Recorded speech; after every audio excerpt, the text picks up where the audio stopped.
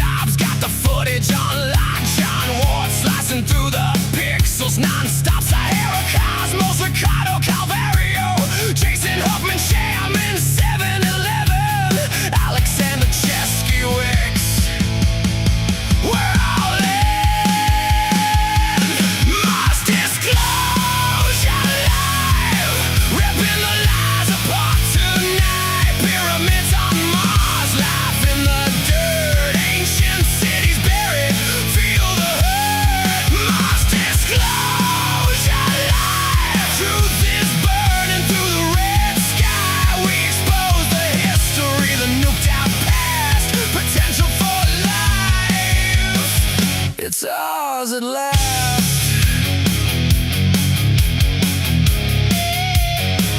It's ours at last.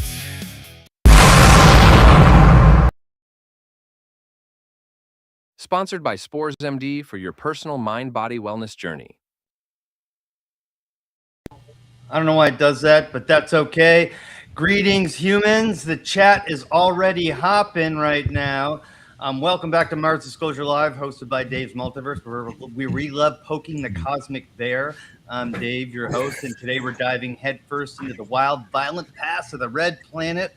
First, we're going to talk about Graham Hancock's groundbreaking and thought-provoking book on Mars. Then we're breaking down catastrophism on Mars with Brian Corey Dobbs, including his mind-blowing take on the massive scar and all the other planet-shattering disasters that turned a once-thriving blue world into the dusty red rock we see today. We're also zooming in on some seriously suspicious remnants of potential megalithic structures that the legendary John Ward has spotted, as well as others hiding in NASA imagery. And because all you legends in the chat always flood us with killer questions, we're going to save every single one, and we'll tackle as many as we can in a big Q&A at the end.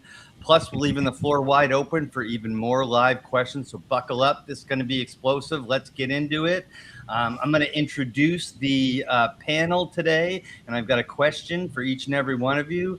So first up, and because I forgot her last week, meet Sarah Cosmos from the University Unveiled Podcast and Institute for Natural Philosophy. She's a cosmic whirlwind who fearlessly stirs the pot with hidden truths and mind-expanding big picture vibes. With her infectious energy and zero-filter insights, she'll have you seeing Mars and the multiverse in ways that make the mainstream squirm. Sarah, welcome back to Mars Disclosure Live. And I've got a question. You're welcome. I got a question for you. If you had the chance to go to Mars next year with a 50% chance of survival, would you go? 50%. I'm going to pass. No, I'm not going. Not going? No, I'll stay here and hold down the fort. Sounds good. Any reason why? I'm going to just watch someone else do it first. I figure that's probably the safest course there. Awesome. Next up, we've got my lovely producer, Miss Indonesia Jones, Megan Gibson. Bringing the spark is Megan. And with her bubbly chaos, endless curiosity, and eagle eye for the juicy details, she keeps the show zooming along while sneakily asking the questions everyone else is scared to touch.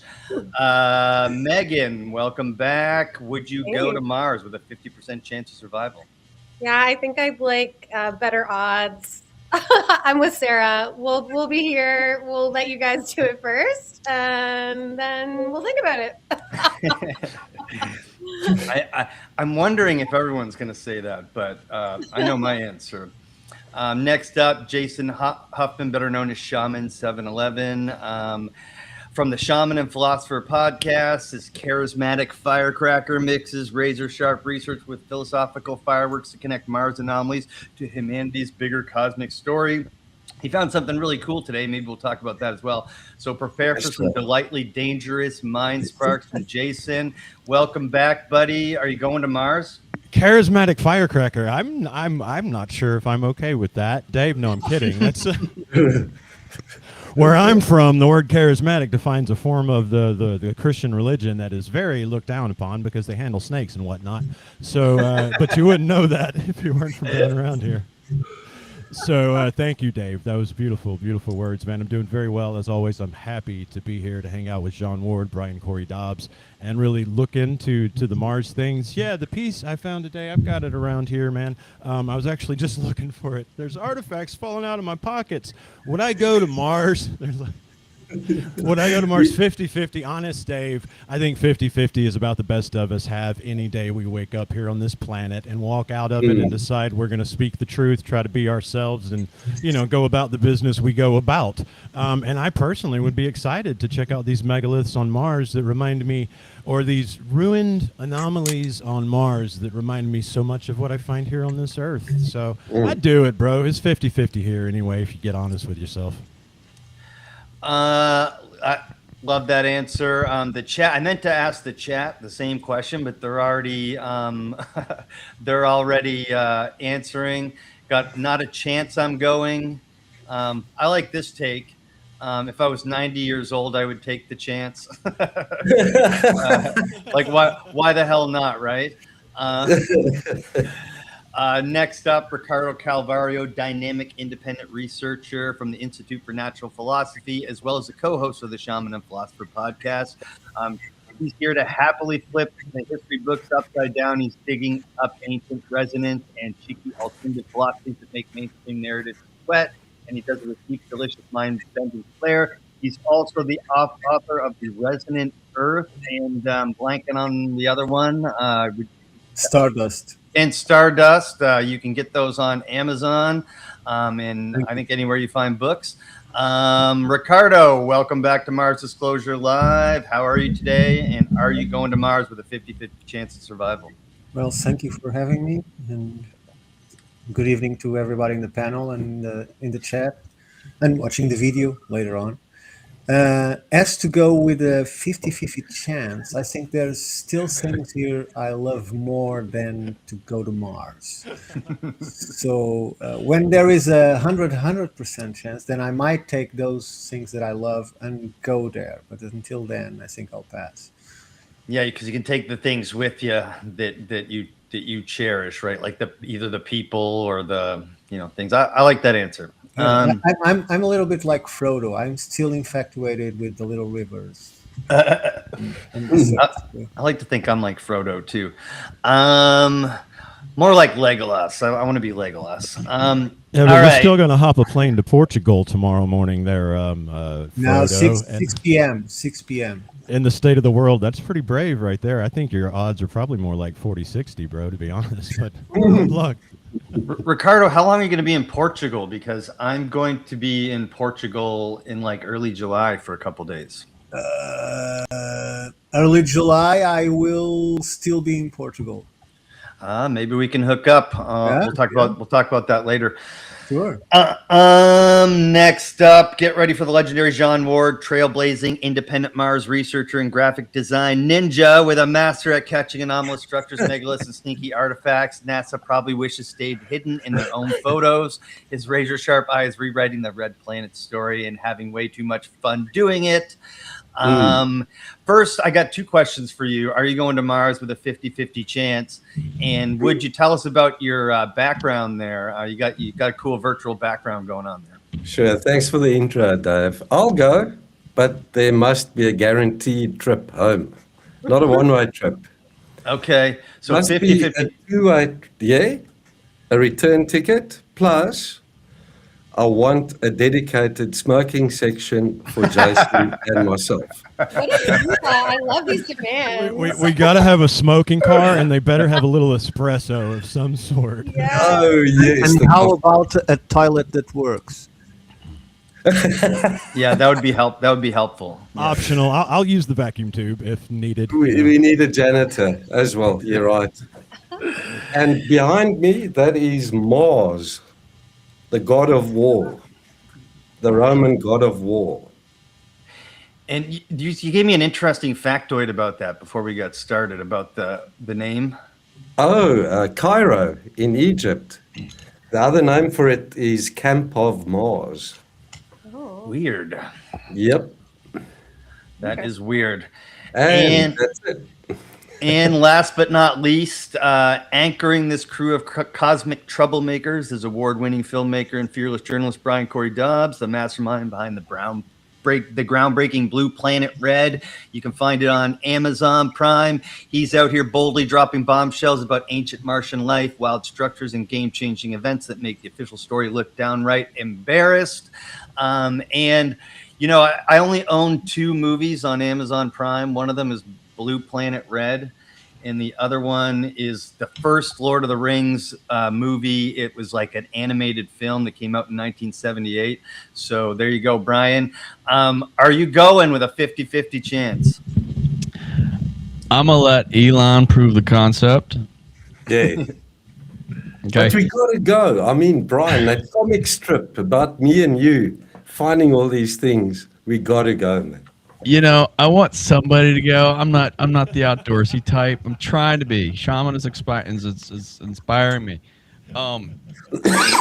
But I do have to ask though, man. I see a bunch of people online aboard the whole Elon Musk hype train. Let's go to Mars, et cetera, et cetera. And I do have to wonder if some of these people know that I'm not sure. I'm not entirely sure that they don't know that there's like a breathable atmosphere there.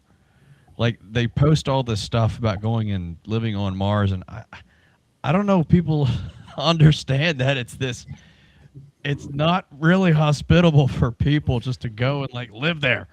So I just question the intelligence of the general population just based on what I'm seeing online. It's just really troubling to see. You just have to imagine the middle of the driest desert, right? And then remove the air. Right. If you can survive on top of Mount Everest or Kilimanjaro without an oxygen mask, you can make it. No, it's different. There are pockets of because breathable. We were just talking about movies last week. I mean, if you guys have seen Total Recall, like, yeah, that's what it's gonna be like when Arnold gets sucked out. So you know, until they fix that, I don't know. Of course, there's an oxygen generator in that huge pyramid that I found, and a couple in Gary's as well. We just have to hit it with the fingers, right? Well, to your point about intelligence, Brian, we do have a lot to fix down here on Earth. This is true. So fascination with going to Mars. We might want to get it right down here in the mud first before we go to the desert without air. Yeah, anyway.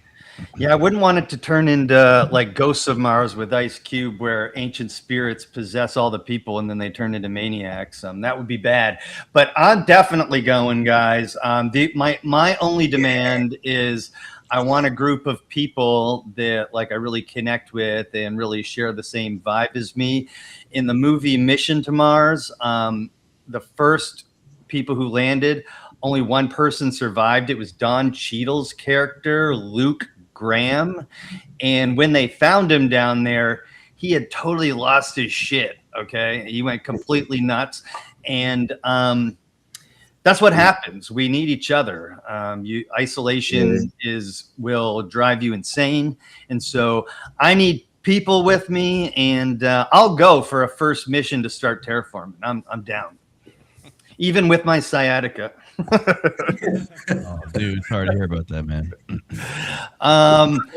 So yeah, in the chat's popping. We got a bunch of people up in the chat on all different channels. I just want to thank everyone.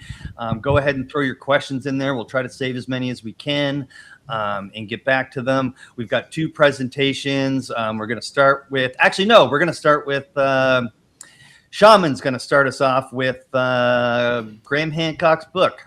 I'm going to tee up Brian is what I'm going to do. That's what I'll do for us here, because it was Brian's work that brought this about, and it was my comment to him that we thought we would share with the audience.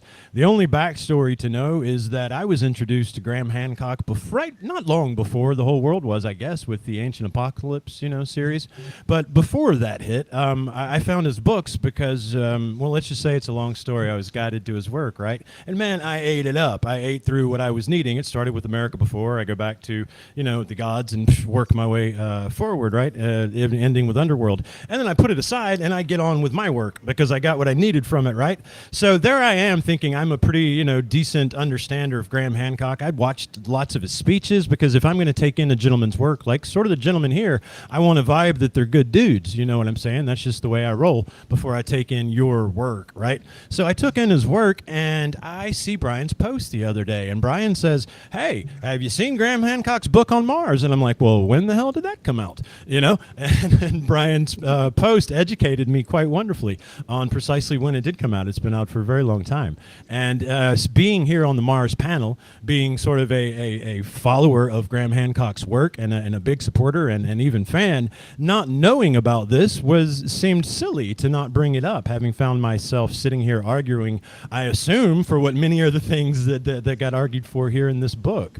So I immediately sent Brian a thank you, and I was like, dude, this is so cool because this should just never entered my knowing or my field of vision, and now I'm very excited and sort of honored to be finding myself here on this panel. I like full circles in life, man, and I like seeing things complete themselves. And just as I saw Jean on Mike and Dave's show so long ago, and I said, that is an amazing dude, and now I sit here. I saw sort of a circle here, right? And it's all thanks to Brian. So that's the tee up I have for you is a thank you, Brian, for bringing this to my own attention. And here you go. Bring it to some other folks. Yeah, thanks, Jason. Curious, Ricardo, were you familiar with this book? I was familiar with his presentation, but not with the book. Okay.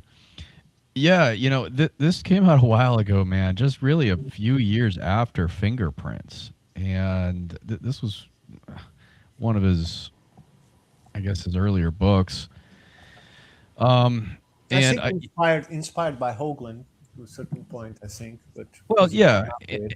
And in this book, he talks a lot about essentially what used to be what is referred to as the Independent Mars Investigative Team, which is a group of people, a group of scientists that were organized by this man named Richard Hoagland, who was a journalist himself and did kind of what I'm doing right now, which is highlighting the work of the actual people studying this stuff. But yeah, so Graham Hancock referenced, he gave the history of Viking, which was, this pivotal mission by NASA.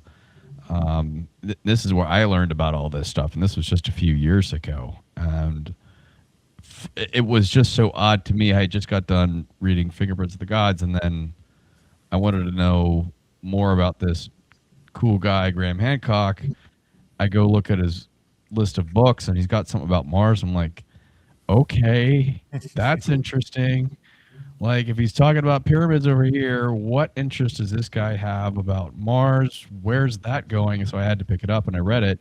And it was here where I was introduced to a lot of the stuff that we're talking about. So it really served as a good entry point. And while all of the photos in the book are kind of outdated at this point, there was still enough there based off of the 1976 Viking imagery to start talking about some of this stuff. And, I don't know if Graham has been following Mars since. We're talking about a book that was published, I don't know, right around the turn of the century. I don't have the exact date in front of me, but it was, I think it was sometime between 1998 and 2000, somewhere around there, because it was before they re-imaged the face to give us a better look at it. And all we had was this off-axis look of the face, and that was what made it into the book. So they hadn't yet got to the re-imaging of the face, which was, around 2000, 1990, 2000. I forget exactly what year it was. But regardless, he talks a lot about the microbial biology experiments and all the controversy there. But now, this book was written before the Curiosity rover found the organic material in the soil. So there's a lot that has happened since the publication of this book. I don't know if Graham has been keeping up with this, but if he hasn't, we've got a lot to catch him up on, because I hear from people every time I bring this up, this is the one book that he doesn't really like to talk about anymore. And I think if that's true, then I suspect that's simply because he just hasn't seen the stuff that we've seen, and he doesn't know people like Jean Ward and Gary Legier and Rami and all these other guys who have made these significant discoveries on Mars using the resolution imagery that NASA has collected based off of their later missions. So anyway, there's about a third of the book that likes to try to make a connection between Egypt and Mars, pyramids, and the face being interpreted like a sphinx with a headdress sort of thing. Yeah, because this is from his Robert Duvall period. Yes, this was co-written with Robert Duvall. Oh, see, so the thing is, you have to.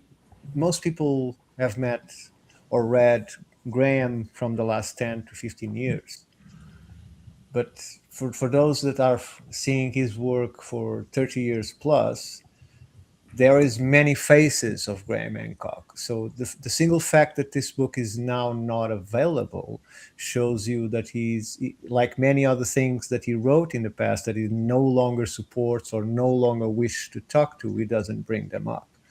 So and a lot have changed in the last 30 years. If you go back to his period of appearances in Project Camelot and Project Avalon and early conferences, the things he spoke, if he's asked now, I believe he's going to change the subject and become a bit embarrassed because he doesn't follow them anymore. So, and he left people along the way. Robert Duvall was one of them. Robert Schoch was another. So, What do you mean he left them? well, he worked with them and he completely cut ties with. Really? I didn't realize he completely cut ties with Robert Duvall. I thought they were Yeah, like besties. they- They wrote like 4 books together. I have Yeah, and I've heard him talk about reaching out to Schoch and in fact them being back to talking, and that I think the fallout really had to do more along the lines of like about the younger Dryas being comet impact, and Schoch is very much behind. Oh, solar not that it outburst, yeah. matters. It Not all that happened because of Yonaguni ruins. Oh, Yonaguni. Okay. Yeah, during that footage of the documentary, they completely disagree and couldn't. Well, they were not enemies. They were just having different opinions and follow different directions. The documentary was edited in a way where you can barely tell Robert disagreed. Like they only showed like a little piece of it where he kind of goes, "Yeah, I think this merits further investigation." While John Anthony West and and Graham Hancock were like, "It's an underwater pyramid." And then Robert shows another structure that's like actually 2 that are very close to Yonaguni, but above water that look almost exactly the same. And they're not underwater pyramids. They're just he's certain that Yonaguni is natural, and I think I am too. Never been. No way to tell. I've been to structures that are not like that, but have the steps like that structure in the UP, and they are basically a natural structure that was enhanced. For instance, in this case, to facilitate the access from the water to land, so they created steps on the slate stone, but they look natural, but you can see that they were cracked and made more accessible. So it's sometimes very hard to see if they are actually natural or man-made. So it's Yeah. Brian, I see someone, Antonio, said you should write a book. Might as well. Yeah, the Mars book, the Graham Hancock Mars book was written in 1998, which was right in that window where he was writing with Duvall and stuff like that. I do think Graham is the type to like own it if you put him on the spot, like that because his ideas have evolved over time. Fingerprints is very different than what's the new one that came out in 2015? Not Fingerprints. Magicians. Yeah, it even corrects some stuff from Fingerprints. So anyway, yeah, and then he started his relation with Randall Carlson and wrote the other book. that came after that I don't recall the name, but he's been a person with many interests, and he associated himself and learned from lots of people. But he is a person that moves on from subject to subject. He doesn't stay stuck to what he was doing before. Either way, inspirational and beneficial to many of us independent researchers, and it was so cool, Brian, to see, you know, that indeed he did touch Mars, and I would not be surprised if we saw him coming back around to Mars before all is said and done, with all that you two have been doing and other people have been doing to highlight this topic. Well, let's catch him up. Yeah, I mean, I want to stress the importance of doing this live stream with you guys, because that you've taken an interest and are open-minded enough to explore this stuff when it has so much baggage. I mean, there's 50 years of we've got a 50-year credibility problem that we're still working our way out of, and you know, I'm not a researcher, but I really felt like I could help amplify what folks like John and you know, the dozens of other people I know are doing. So I think we've got a chance now that we've got, you know, and Ricardo's been, you know, hip to this stuff for a while now too. I think it's important that we collectively get together and talk about this. So, you know, again, I just want to stress how important this group is. I will gladly put a new section on Ferris magazine if you want to put something in there, and again, the advertise to your that has been in there. Just let Love me that know and idea. we'll put it there. Yeah, thank you. You know, it was great writing that one piece for you, Ricardo. The magazine's great. It's so high quality. It is. Jesus, you guys. And he's going to print. He's going to print. In the next finally, really? That's great. So, Yeah, just to add to what you were saying there, Brian. Yeah. You quoted something the other day which I really liked, and it will be remembered for eternity. Mars Disclosure is under new management. Right. I like another it. quote you can write down, Sarah. I don't know if you guys watch Danny Jones podcast, but he had on this debunker, Professor Dave. Dave, did we talk about this? No, but it came up in the chat. This guy's been going off on everyone. He did a recent one on Ben from Uncharted X as well. I just want to point out that guy's a failed high school chemistry teacher with a bachelor's degree, and he's not a professor at all. And also, I don't mind people trying to debunk stuff or disagree with stuff, but you don't have to be a total dick about it. And that's what that guy is, which to me is grifting. And I literally can't stand that guy. Yeah, well, if he did, he's a bad person. Evidence. Does he give proof or evidence? He does. He does. He does. He does. Wow. He has extensive productions, we'll just say that. But he is very much in the camp that there's a conventional explanation for everything. And that throughout his research, there's been nothing that has been able to change his mind on anything. So and he's not a professor.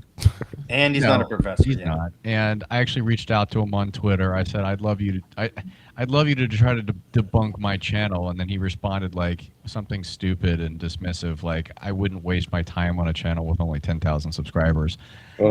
And like, okay, when you start bringing up subscriber count, like that's when I know like you're full of shit. So anyway, he picks people with big channels, and then he makes a thumbnail and puts a dunce cap on their head and that kind of thing. And it's just an ugly way to behave.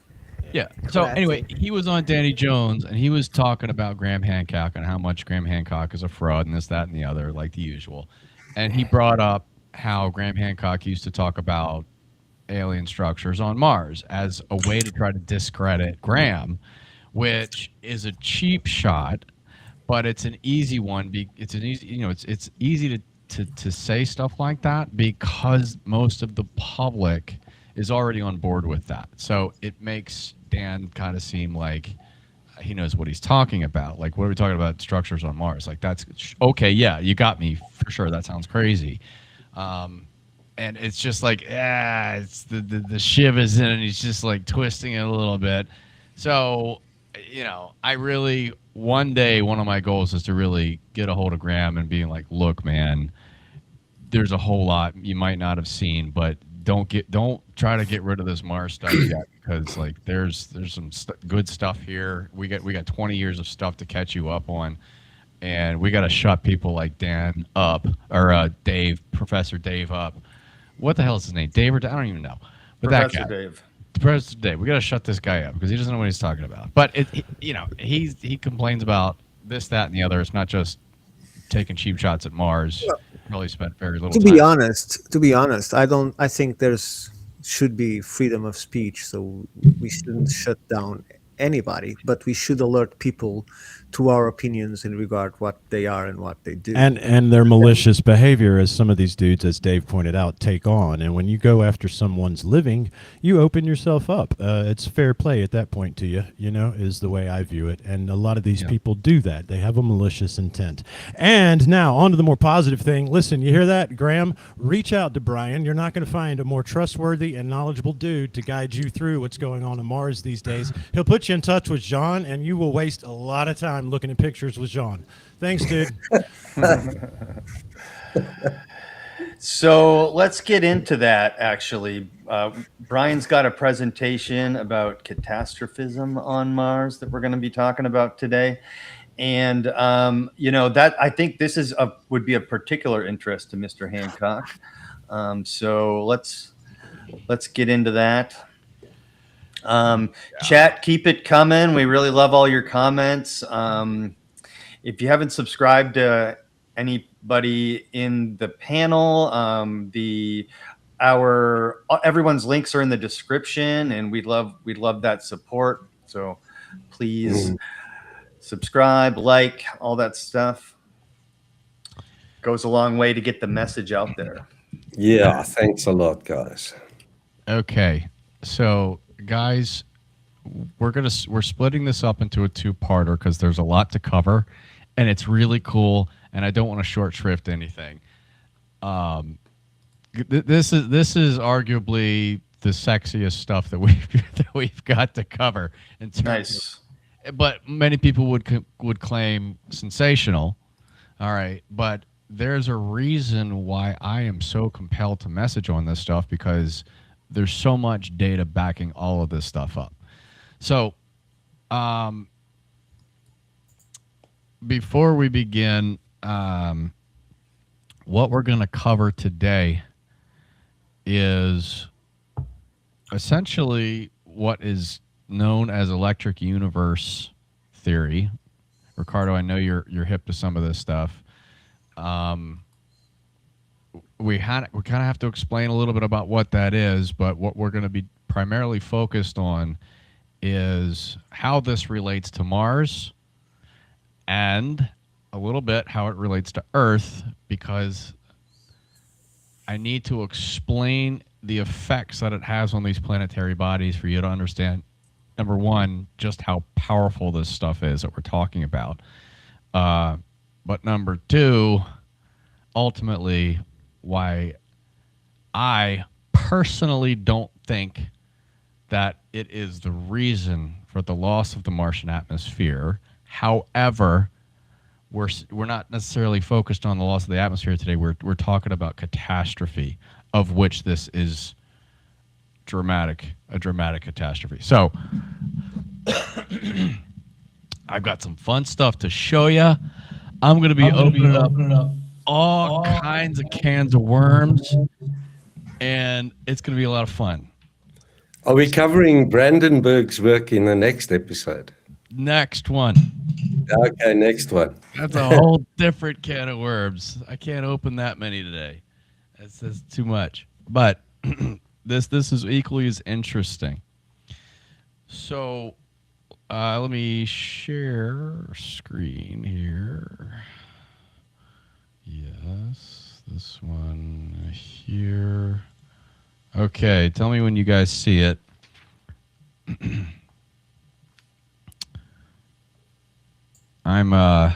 I've got all you guys kind of blanked out on a different tab, so I can't see you guys. I can just see my slideshow. Tell me when you guys can see it. It's not on screen. No. Dave, is it coming through? Dave or Megan? Dave just vanished. Dave disappeared. We don't see The it name is yet. still there, but the rest is gone. Who needs to give permission? And Megan is muted.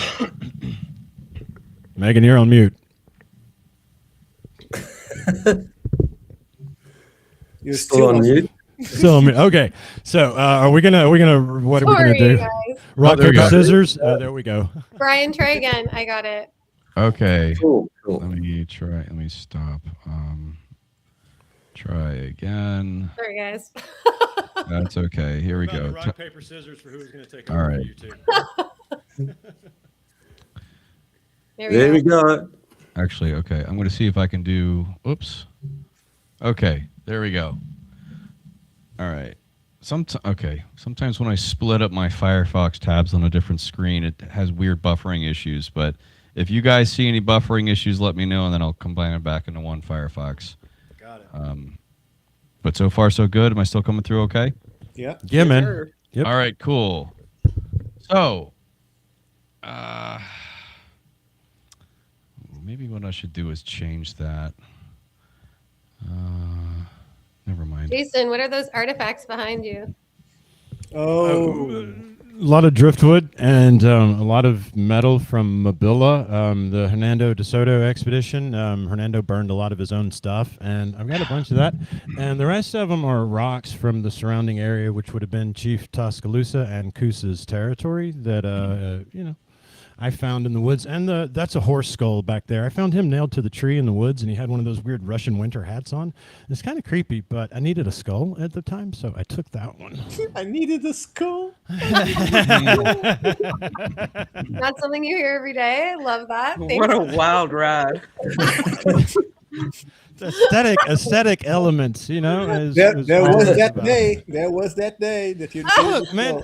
I'd found some deer skulls, and I found a little squirrel skull, and I'd found a raccoon squirrel all in the woods in this particular set of places, and I needed a getting bigger better. one to make a display, and so I needed it. There was no witchcraft, you weirdos.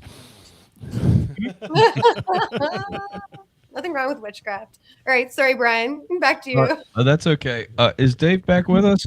Not yet. No. Okay. All right. I'll just get going, and he'll come in when he can. Okay. So I found this question of what turned this blue planet red so compelling. This is why I got into the movie, and it's why I'm doing what I'm doing today, and what I'm. Anyway, so what we see here on the left, it might be hard to tell at first glance, but this is a rendering of Mars with an ocean, an atmosphere. Okay, you can see this signature scar of Valles Marineris right up here.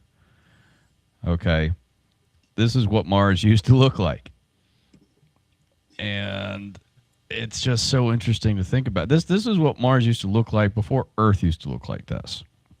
I'm sorry, Brian. Yeah. Was the scar already there? Well, I don't know if we know. We're assuming. I don't know. I think when they added the water, they were looking at the topography of the existing landscape. So it filled in the lower areas first. And those parts that you can see are higher at elevation above that level. So I think that's why that you see the remnant of the scar.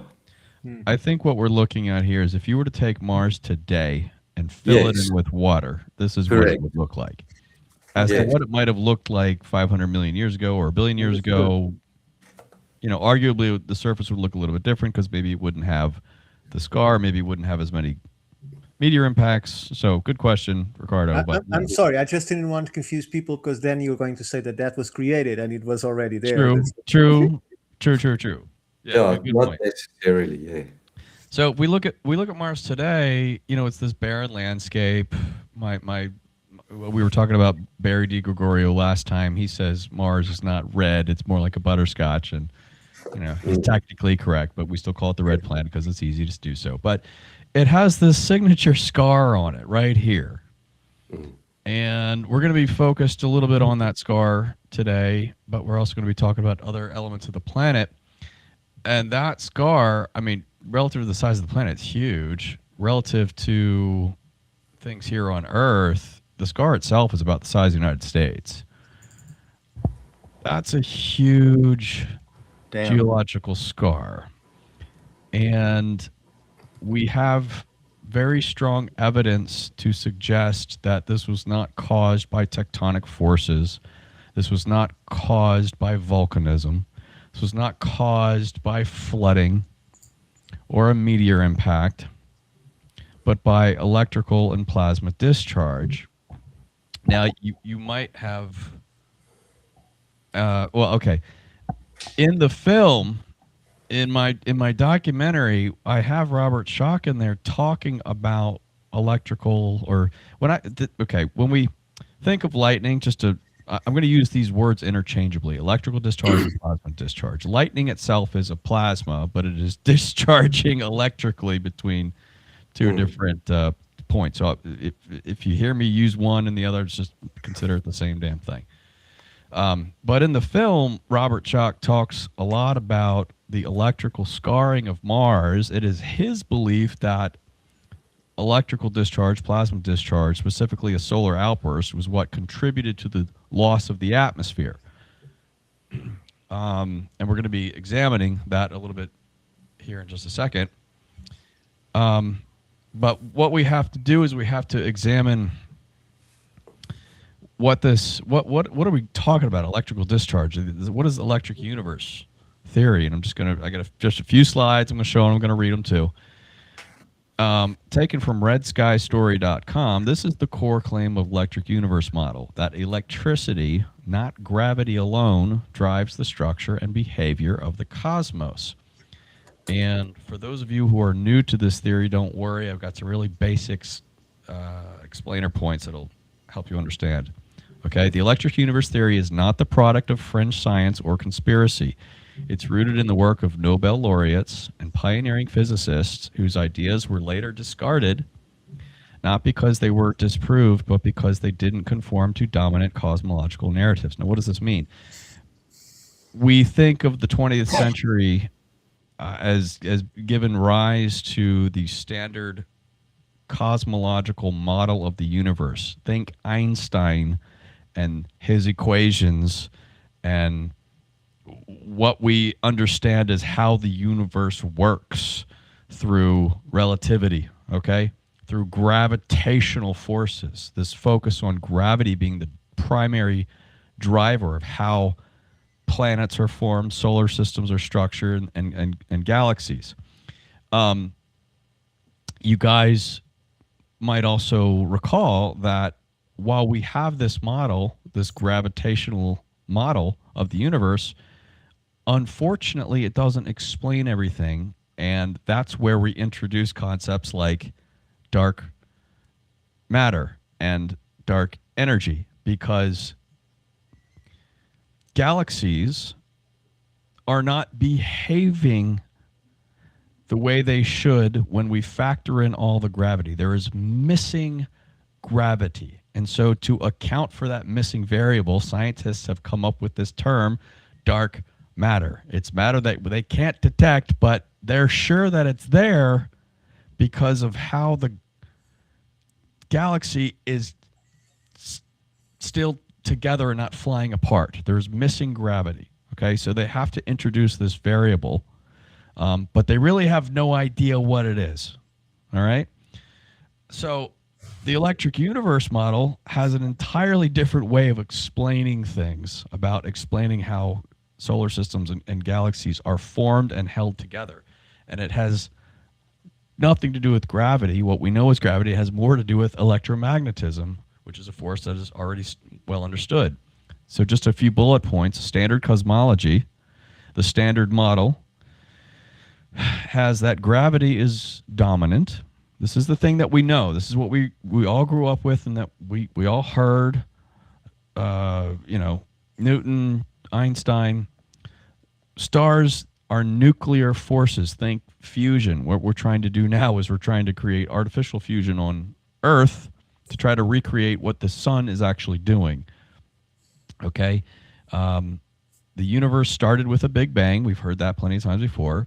Dark matter and dark energy make up the majority of the universe. We're talking about what, 95% is made up of dark matter and dark energy, and the 5% that's left over is the stuff that we can actually see and measure. Okay, this is just basic bullet point summation here stuff. And that galaxies form by collapsing under their own gravity. This is how most mainstream scientists understand the way the universe works. Just 1 second here. In parallel with the standard model of the universe over the 20th century, this other framework, this other model was developed. So for as long as we've had the standard model, we've actually had this plasma cosmology model for just as long, and the scientists behind it were just as smart and were just as qualified. It's just that very few people have even heard of this before. So we just got done standard cosmology. Now plasma, the electric universe theory, or what is also known as plasma cosmology, it's where electricity and magnetism dominate, not gravity. And stars are not powered by fusion in their core, but they are actually powered externally. I'm giving the Cliff's Notes version of this. There are other sources that you can go to for greater detail. But I need to explain a little bit about this so you understand what the effects are that we're talking about here. The electric universe theory says that there was no Big Bang, that dark matter and dark energy don't really exist, and that galaxies are formed by electromagnetic forces. All right? I cannot go into great detail about what all of this means, but I can give you some examples through this explanation. We're going to be focused on Mars, we're going to be focusing on the Earth, and I got another little fun thing towards the end. Now, if this is the first you're hearing about this, and this sounds really strange, believe me, I get it. This was strange to me too at one point, and then I did a little digging and found that there's this group that you can, there's a great YouTube channel and website called the Thunderbolts Project, and this was started probably 2 decades ago by this man, David Talbot. Okay, here you can see him pictured at a conference, Electric Universe Conference 2014. David Talbot was a great communicator, and if you ever watch any of his videos, he has this excellent way of explaining things in layman's terms. I really wanted to interview him for my film, but unfortunately, right before I started production, he had a health incident, and he has not passed away, but he's not able to participate in an interview. Let's just put it that way. So he's kind of out for the count right now. I really wish I would have got him because he's been instrumental in helping me and millions of other people understand just what this is. He did not invent any of this. He just kind of came along in the late 20th century to try to re-explain, doing what I'm doing right now, trying to re-explain the science. All right. And so he put together what's called the Thunderbolts Project, and they have, I don't know, 1,000 videos on YouTube at this point, at which they break down exactly what the electric universe model of the universe is, how it's affected our solar system, and offers an explanation into the science behind all of this. So for those people who want to know more, there's a whole YouTube channel that I highly recommend. So now David Talbot worked with another guy called Wal Thornhill, who was an Australian scientist and who contributed heavily towards the Thunderbolts Project and gave excellent presentations. Let me just pause for a moment and say it is important that we highlight the work of these people because I believe it is important to understand that this information just didn't come out of thin air. There are very qualified people actually working on this, that this information has been coming into the mainstream largely due to their efforts. And I consider myself to be not just a fan of this stuff, but you know, I do strongly believe that this evidence is compelling enough for people to take a look at, and I really want to try to do my part in carrying the torch so that I can help educate other people on this stuff, and maybe they can pick it up. Because, a lot of these guys, if you haven't noticed, they get up there in age. Wal Thornhill died the month before I was rolling cameras on my film, and I really wanted to interview him too. These are the top two people, and boom, right before I start production, they're out for the count. Who did you tell that you were going to create that? The film? Yes, because lots of things happen just when you were starting. These people get sick. I didn't say anything. I didn't post. I was nobody. I didn't have any internet presence whatsoever. I just started reaching out, and I'm like, hey, I'm making a film. I want to interview you guys. I watched all your stuff because they have some stuff to say about Mars, and I told them that was what's going on. But long story short, through some weird connections online, how you can make really weird connections online, like an anonymous account who says I know some other guy who knows this other guy. I was able to meet these two gentlemen who are also contributors to the Thunderbolts project. Ev Cochran, these are from the film here. These are screenshots from my film. And Don Scott, who's an electrical engineer. Ev Cochran is a comparative mythologist. And for those of you who don't know what that means, it's taking a look at myths and legends and interpreting them not as made-up stories, but as testimonials, eyewitness testimonial, essentially. And so they're examining the things in the sky and the ancient carvings and saying, hey, look, this is what people actually saw and experienced thousands of years ago. So we can't just be so dismissive of this. Regardless, they both had a lot to contribute to the Thunderbolts project. And as I mentioned before, they have an extensive YouTube channel, youtube.com/@thunderboltsproject. They got some great productions. What is this? Almost 1,000 videos, 984 videos. There's so much here. Now, my main criticism of the Thunderbolts project and the Electric Universe community at large is that they do a piss poor job of explaining this to the layperson. There's so much here. And this is another thing that Professor Dave dismisses in one of his videos. He goes on and on and on about how this is a bunch of malarkey, let's just say, but it's not. And the uninitiated public doesn't know what to make of it because they've never heard of this stuff before, so they're just going to take this guy's word for it. And there really aren't too many great entry points into this world of Electric Universe. But there are exceptions. I would highly recommend, and this is one of them, their feature-length documentary on Mars, Symbols of an Alien Sky, Episode 2. They come in with a few of these. The lightning-scarred planet Mars. Robert Schock was the one who recommended to me that I watch this video of theirs as an introduction to this entire subject. And he said, look, I'll participate in your film, but this is the kind of stuff I want to talk about. I don't want to talk about pyramids. So I'm like, well, what the hell is this? What is he talking about? So I watched this 100, let's see, an hour, 20-minute long documentary. It's on YouTube. This probably came out, I don't know, 15 years ago at least. And my God, my world opened up completely. I'm like, these guys really know what they're talking about, and it is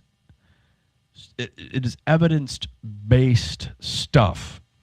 Electromagnetism is a very well understood force of nature, and not only do they talk about it in the abstract and relate it to myths and legends, which I'm going to explain. I'm going to show you exactly what they're talking about, and this is going to click for you, okay? But they actually have laboratory experiments that demonstrate what we're seeing on Mars is the product of electrical discharge, okay? For those of you who follow Matt Bell just had a recent guest on his program, this guy Michael Claridge, who's doing some interesting work with Electric Universe and in the laboratory, trying to... What Michael Claridge is doing in the laboratory is showing that is reproducing the conditions of the sun, not through fusion, but through electromagnetism. Okay? It's complicated to explain, but he's got the goods to back all this stuff up. So we think we know what the sun is, but there's a whole host of other very smart people, much smarter than I, actually doing experiments demonstrating that the sun isn't actually what we think it is. Okay? So now, I come back to my main criticism. You know, Matt Bell asks Michael Claridge what the electric universe theory is all about, and he just spends 45 minutes confusing the hell out of everybody. So I love these guys. They just can't break it down into simple terms. A lot of these guys are too smart for their own good. They don't know how to use regular language to communicate with regular old folks. But that's what we're going to try to do here today. You guys can let me know if I've succeeded at that. But this is a thing. If you haven't heard of it, that's okay. Not many people have, but it's a thing. And my God, it's exciting. For those of you who have been to the Cosmic Summit, again, getting back to Robert Schoch, talking about the Younger Dryas, we've got the comet impact theory over here that caused the Ice Age, this Younger Dryas event. But then Robert Schoch gets up on stage and is the singular voice talking about, no, it wasn't comets, it wasn't meteor impacts, it was the solar outburst thing. You guys, because we have vitrification everywhere. And I don't know if people really understand what the hell it is he's talking about. I think he's got some really great slides and some compelling stuff. But what Robert Schoch, he's definitely, I am with him. I think that this stuff really needs to get a fair shake. It hasn't gotten a fair shake, but I think there's a lot of people that need to take this stuff seriously because arguably it has some really compelling data. Now, what Robert Schoch needs to show is this fucking image. Okay? This is what he's talking about. All right? Where the sun had a day where it just, you know. Yeah, It had a moment. It got a little angry. Exactly. I'm having a day, yo. the We had a day. Yeah, the Now question is we hear about the sun and having some outbursts and taking out satellites. What are these things called?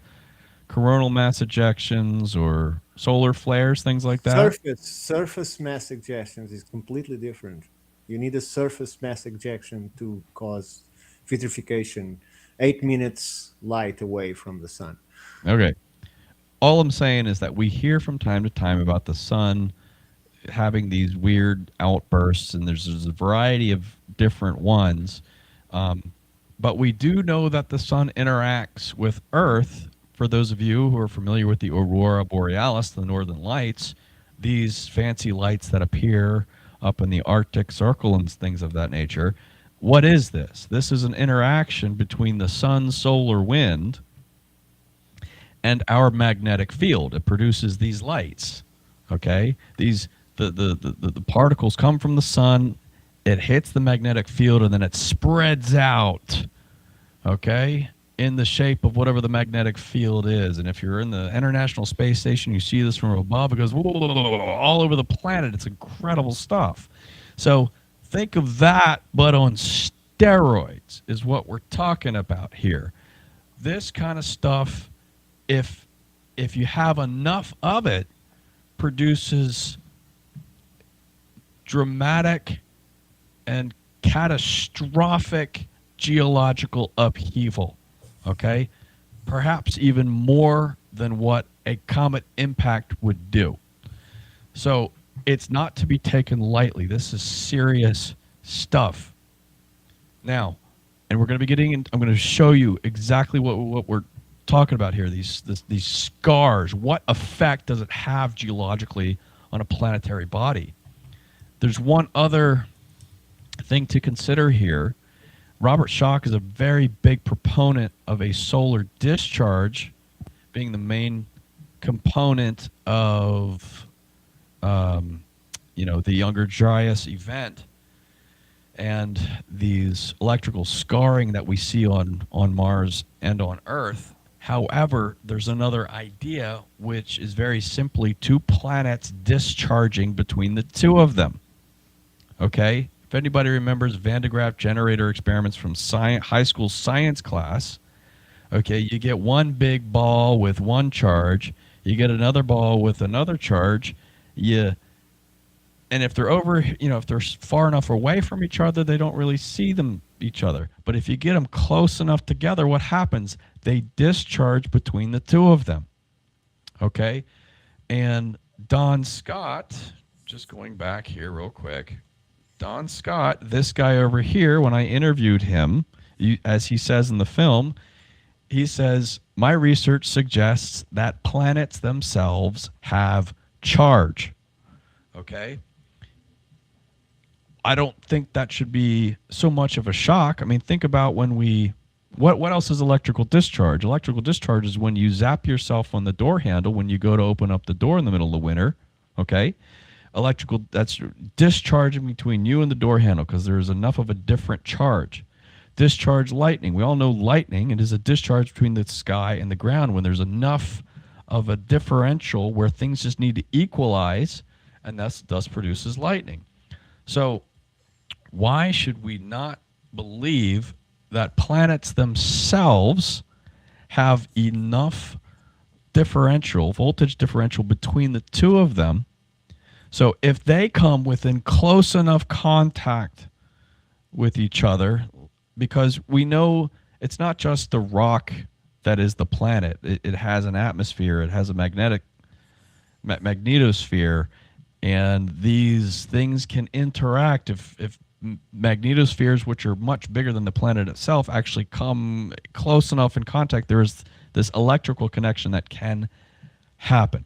Okay, Robert Schoch doesn't think planetary discharge has anything to do with what we're about to see, but I need to throw that out there because there are these two different main ideas about how discharge actually works in our solar system.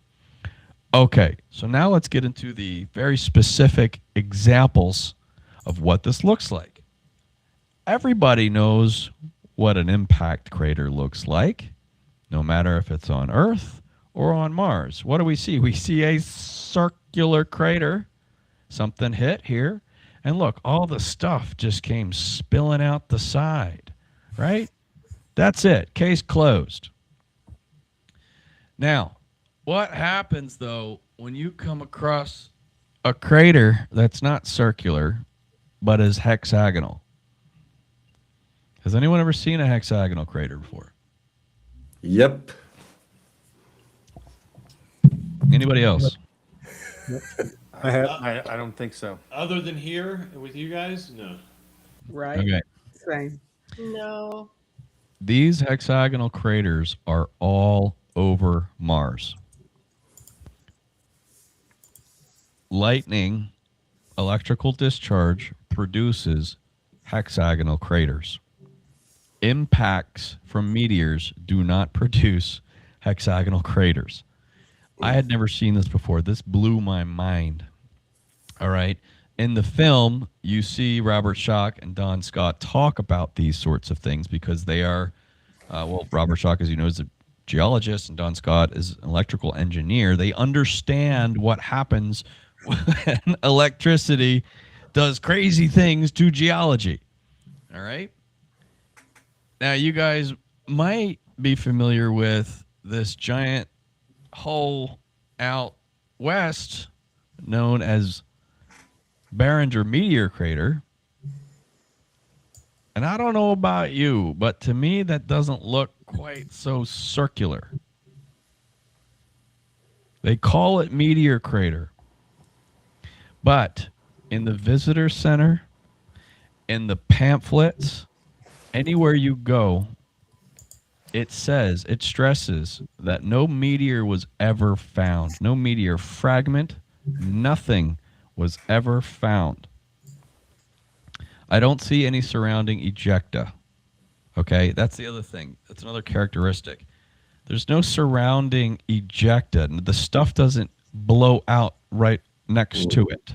Okay, what happens is it gets sucked straight up into the atmosphere. All right.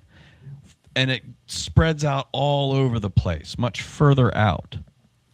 Some of it comes right back down because it was ejected straight up, but it comes right back down. So sometimes you'll see craters with little mounds right in the middle of them.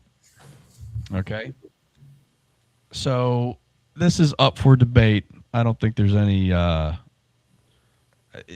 case isn't closed in my opinion, but it is worth it is worth considering because like, look, what do we see here? We see straight sides on at least 3 of the different sides. We see some roundness here. Yeah. But I don't see a surrounding ejecta field, and we see straight sides. One could argue it's kind of hexagonal. And, you know, Mother Nature isn't going to do things precisely. But anyway, just want to bring that up. Okay. So I just want to add to that. Yeah. Although these people are brilliant researchers, including Robert Schoch and all the people you spoke about, electric universe, and although there is also brilliant researchers on the part of the impact hypothesis, I think everybody's being very strongly gatekeeping on their own ideas instead of collaborating, because the sun doesn't create a surface mass ejection for no reason. It's because otherwise we've seen it before in the 200 years that we've been studying it hard, right? It doesn't happen. It needs a catalyst to do it. It needs something to provoke it, and that is a very big comet coming by. Yep. Right? And we've seen previous interactions of the sun with comets or other objects that go too close to it or are too big in this proximity. So, and the image that you show with the flame hitting the planet is awesome, because I think what happened is exactly that, but as a glance. You know that the planet is always inclined. It has a deviation. It's not perfectly vertical. So it glanced the north of the country, and that's what it created, that vitrification and the initial melting, and then come the impact, because we have several evidence that the Taurids are the remains of that comet, and it impacted every around 3,000 years after the Younger Dryas. It kept impacting until 56 AD, being the last piece falling into England. I would even convey that the Burkle crater and the 2 impacts in the Pacific and the 1 impact in the Atlantic around 3200 BC or 4000 BC, according to others and myself, is all coming from the same object, from the same direction, because they keep circling until there's nothing more. There's a reason why the Taurids now, you barely can see 10 shooting stars in an hour, where 100 years ago you could see 1,000. We've been clearing the path. So another point is, you showed an image with the 2 planets with the sky, exactly. So we know for a fact that used to be a planet between Mars and Jupiter, and that planet was called by the Greeks as Phaeton. So if that planet suffer a catastrophe, or if that planet come too close, or it has well, we know that they say that there is a high metallic content in the asteroid belt, in many of the asteroids. So this planet was highly metallic, so highly proponent to electric charges. So what caused it to explode? Was this that we are seeing in the image, and Mars survived and Phaeton didn't, right? So it's returning to listen to Velikovsky, listen to all these people that have been discredited because some of their ideas really are hard to believe, but there is some truth or some knowledge that we can obtain from them. And I think it's our job, it's our mission to put all the information together in search from a more probable reality, instead of just focusing, as these people are, just on their work and trying to prove that their work is the only solution to the matter, when I think it isn't, clearly. Sorry for the rant, but Ricardo, in general, I agree with you, because I think you said something before. The Electric Universe crowd does tend to get carried away and want to explain everything. You know, which they have substantial evidence to show that there's a lot that can be explained with electric universe theory. But, you know, and for the folks here today, I'm giving the surface level, the 101 introduction to this stuff. This goes so deep it'll make your head explode. But for what I'm showing today, I think there is ample evidence that clearly demonstrates the theory at work. It's not just theory. It is you can see it for yourself. Brian, yes. the Grand Canyon I'm getting there, is John. I'm working on it. I'm getting there. Time out. Don't spoil it. Hey, Okay. Brian, are you going to show us the plasma discharge in the lab bit? Because that for me was so convincing when I talked We're to you getting about there. this. We're getting there. Okay, cool. So That's why I was asking. So you don't want me to show the image of the Grand Canyon from space I just pulled up? You already got No. one. Not good. yet. Not Hey, yet. but while I'm talking, let me just echo what Ricardo said. I do really like the fact that much of this, and I heard this out of Graham in his last interview, when you're looking at the Younger Dryas and you start looking at some of these theories, you realize that a lot of them could go hand in hand. And for instance, the sun exploding in such a way, well, if it had a comet that was yanking on its gravity like crazy and it a bunch of chunks flew into it, that pissed the sun off, as we say. So I just wanted to echo that. I totally agree. I think these guys probably should put their power together and see what shakes You loose. can't frozen mammoths with food still in their stomachs with heat from the sun.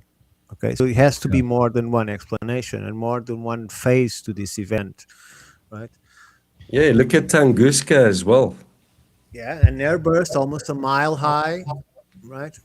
And I realize I've been talking with people here and they didn't know about Tunguska. So it's still an obscure subject, incredibly. I don't understand how, but it is. There's many people that never heard of it. Jason, because you spend so much time outside by the river, by these nice streams, I'm hoping you might be able to help me out with this next slide here. What does this look like to you? What, the green one? Green one looks like a delta. Okay. The electrical delta. It's not meant to be a trick question here. Yeah, it Looks like looks. the Grand Canyon.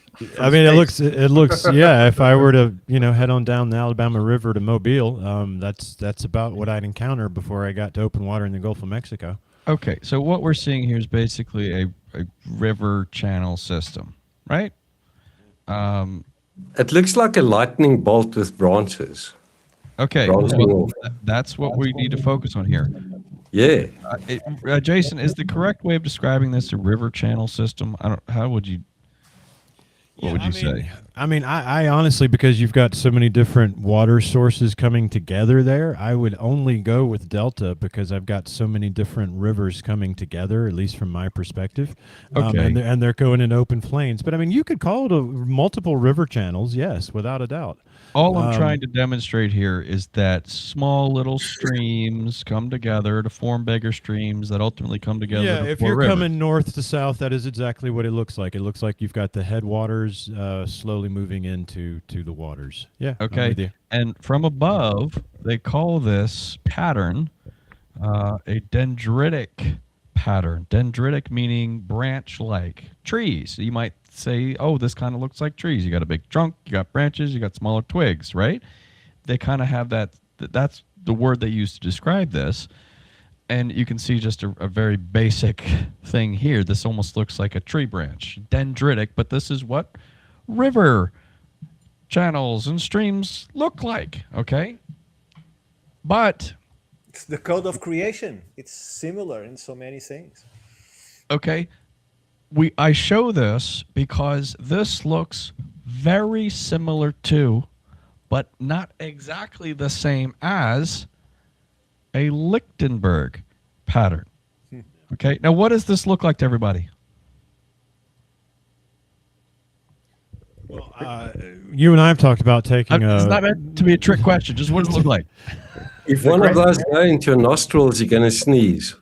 The Grand Canyon from space. It looks like lightning.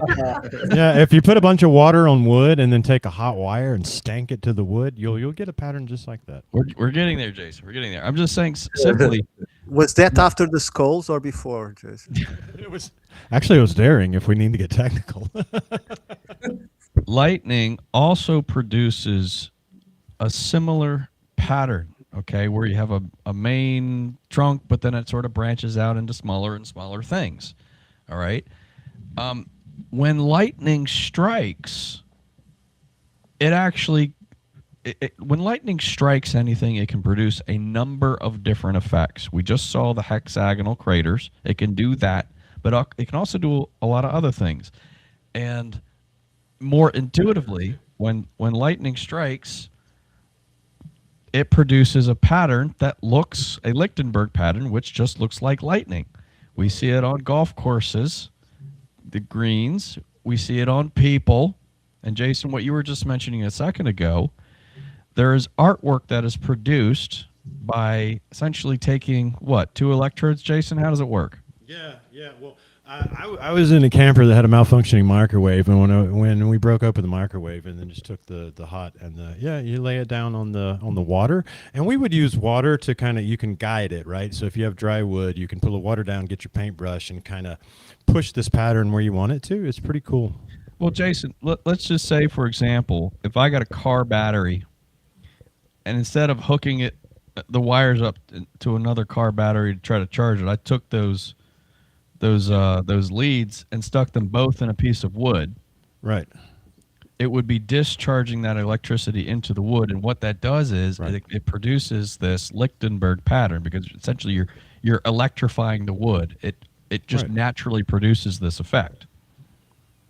Okay, and that's wild on the human, dude. That's just wild. I've never seen that. There's other artwork that is produced with acrylic, where they take an electrode and they get a nail and they get a hammer and they go tap, and it just electrocutes this piece of acrylic, and it creates this wonderful, beautiful Lichtenberg pattern. And they sell these things. You can put them on your coffee table. But lightning produces Lichtenberg patterns, which is another way of saying a lightning pattern on surfaces of the ground, on people, and on anything you want. Okay? Looks like a feather. It's crazy how it looks like so many things. What we have to remember, though, and this is what Robert Schoch talks about, you might not, if you go back and watch his presentation, you probably don't remember this, but he'll say this often, and I think it just goes over people's heads, is that this effect is scalable, okay? Electrical discharge can happen on the microscopic scale. It can happen on this scale here that we're familiar with, the tea, the person, the table, the coffee table, but it can also happen much bigger. So when we take a look, what does this look like?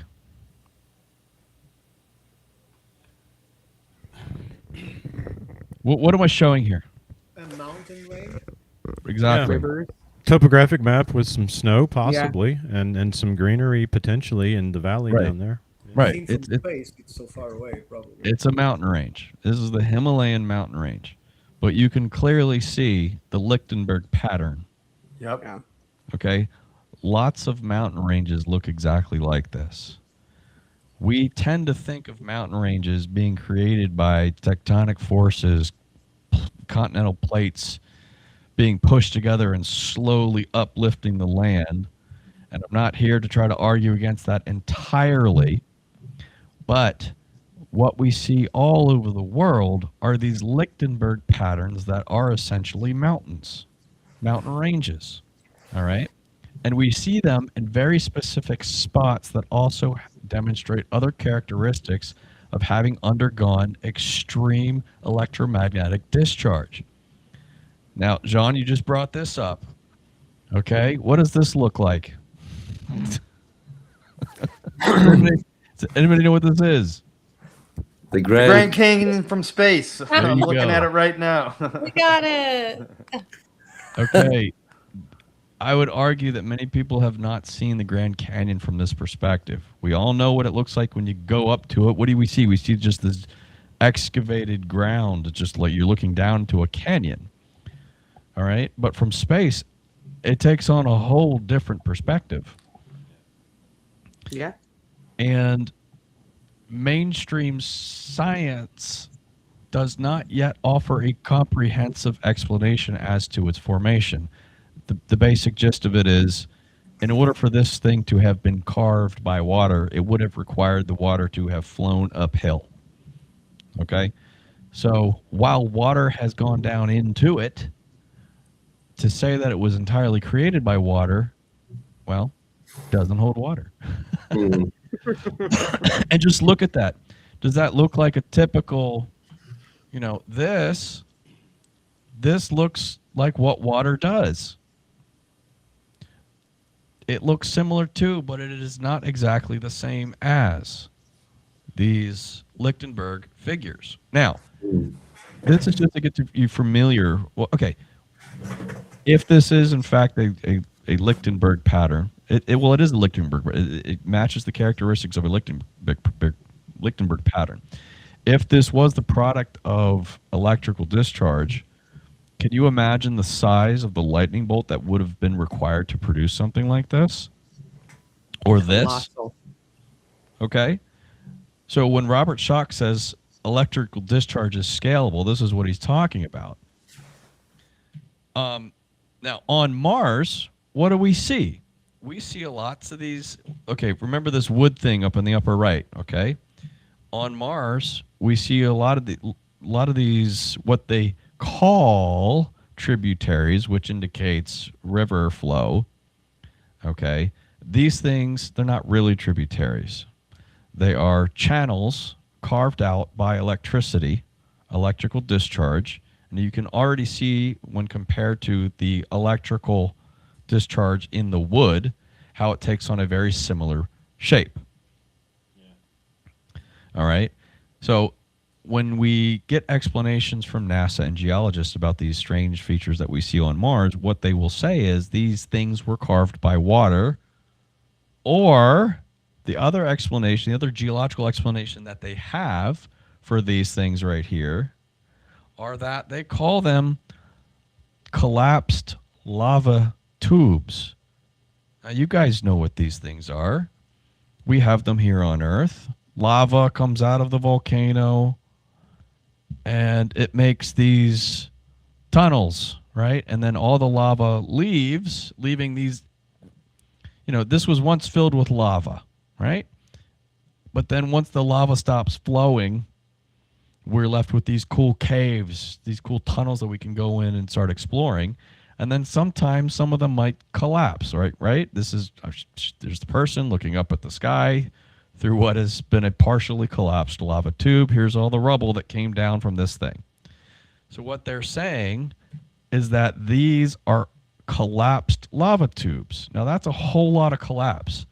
I couldn't find any images on Earth that showed miles-long collapsed lava tubes.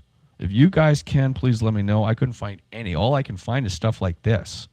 Like it's collapsed here and there, but not entirely.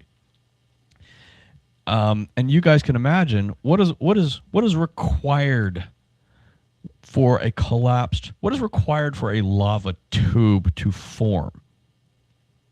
A volcano. Okay, you can't have a lava tube without some volcanic source. So when we look on Mars, we see lots of these strange patterns. You might say, well, some of these might look like a crater, and that's fair. But what do we see? We see these crater, what is called crater chains. Look, it's just sort of like zipping along in a straight line, zipping along here, kind of goes curved. It looks like an apprentice's welding job. Right. Like a sloppy electrical type of thing. Yeah. None of them have ejecta either. There's nothing around. I mean, it all looks like, I had carved something in wood. I mean, there's, what I mean? And blew it clean. Right. And what perspective am I looking at this from? Like this is like a 3/4 perspective, not quite top down. And this was taken from this was taken from the Thunderbolts Project video on Mars. Okay, I'm going to show a top down in a second here that'll show a better perspective to help you get an idea. But I'm showing you this because there's no rhyme or reason to this. This doesn't look like there's one central point of origin, like there's a volcano and things are emanating out from a central point. This doesn't, I could be wrong, but this doesn't look like what riverbed erosion looks like, what a previous river channel, like a previous like a dried out riverbed. That doesn't look like that.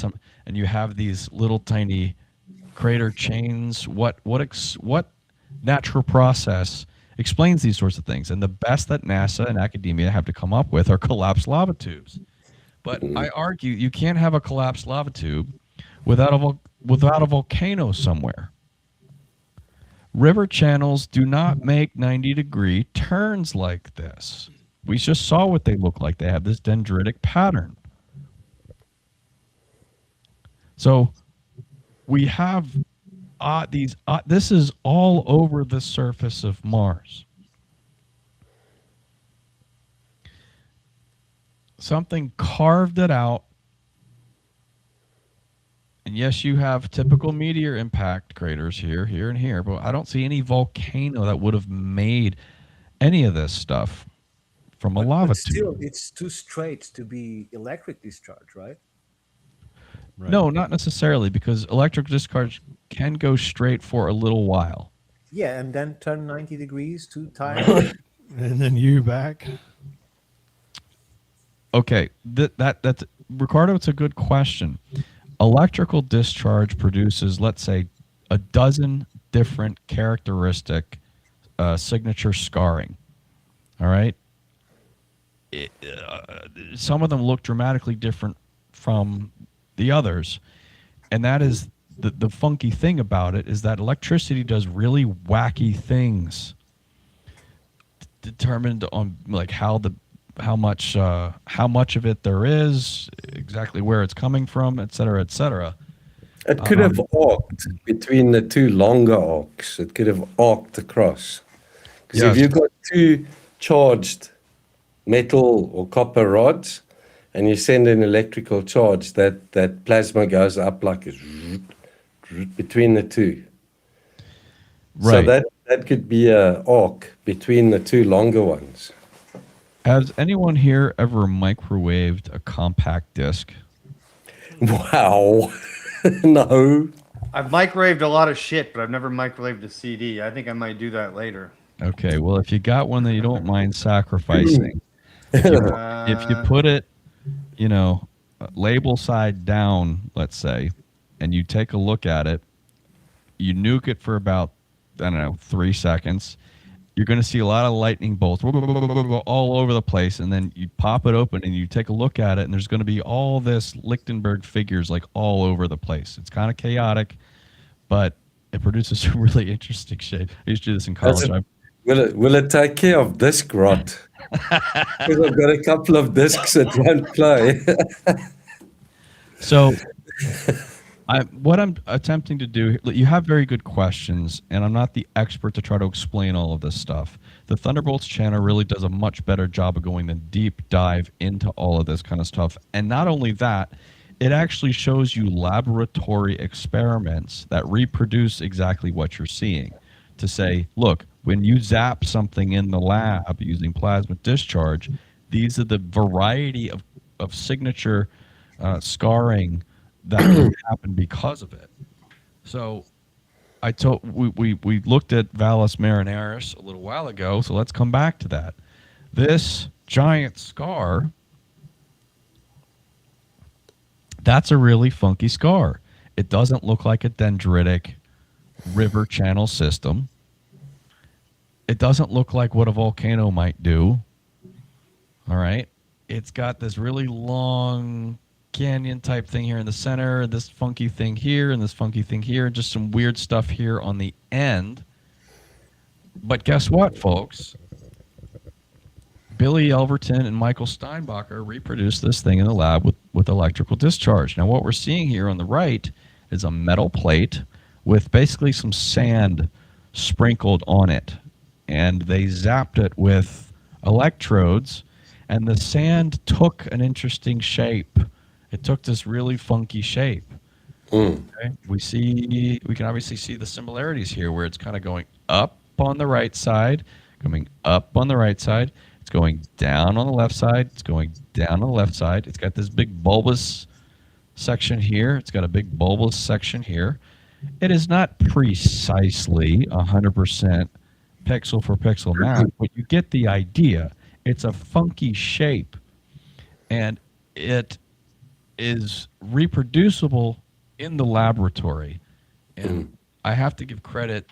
This was brought to my attention by a man named Andrew Hall, who is yet another contributor to the Thunderbolts project. He's got a whole website dedicated to this kind of stuff. And he's got a blog post specifically about Mars, and he talks a lot about this, and there's video and everything like that. Okay? And you have to ask yourself, well, if this is in fact an electrical discharge scar, what the hell made it? How big of an event are we talking about here? And before we answer that question, I need to... What's really cool about the scar is that it's actually much bigger.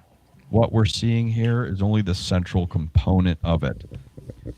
Wraps all the way around the planet, man. I mean, when you see it from this perspective, you just don't realize it's like literally going around the globe. It's crazy big. You're not too far off here, Jason, because if you take a look at a topographical map of the planet that is organized by color, you'll see the scar, but you'll also see some other stuff, how it extends. It's actually a giant figure 8. Yeah, infinity sign. Yeah. Can you see that? Yep. It starts, and here is one half, and here's the upper half. Yep. Now, the blue and the green, those are lower elevations. The red are higher elevations. So what do we see? We see something that has been carved out here, that is arcing up here and coming back here, zipping, directly connecting to this portion of it here. And then from the lower half, we're seeing something that has been raised up. Positive, negative. This is how electricity works. All right. So this thing is actually much bigger. And when you take that into account, it's silly to try to think that any normal tectonic force or river or flood or volcano made something like that. That's just so odd. And oh, by the way, if you look very carefully at the sun, you see you see the same thing. You see these figure 8 patterns directly on the sun. It's an electromagnetic effect. Okay? You see these same figure 8 patterns elsewhere. And again, I have to credit Andrew Hall and his blog. He cites this as a figure 8 magnetic field of an electric dipole. Now, for us electrical dummies, just think dipole meaning positive, negative. Okay. Now this Holy funky, shit. this funky shape. Yeah, exactly. This thing's huge. This funky shape. Somebody, and I don't know who. Somebody saw this and Little noticed stick that men. Earth. What's that? Little stick man figures. Oh, we're getting there. So cool, man. Somebody saw this, and I don't know who it was who originally discovered this, but somebody saw this and said, you know what? Earth has got a scar just like this one. Yep. And it's the entire west coast of North America.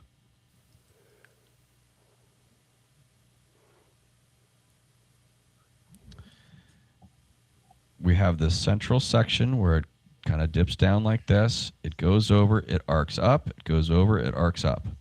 Goes over here, it starts arcing down. Look at this. This kind of looks like Alaska. It's got a tail. It's got a tail and everything. Okay, and this section up here, we have, if you look here, one of these is elevated and one of these is depressed, and that kind of it syncs up a little bit with these areas up here. and obviously you can see some similarities here. It is not precisely the same, but you can see that it has the same general shape. Not only that, but here's what I discovered.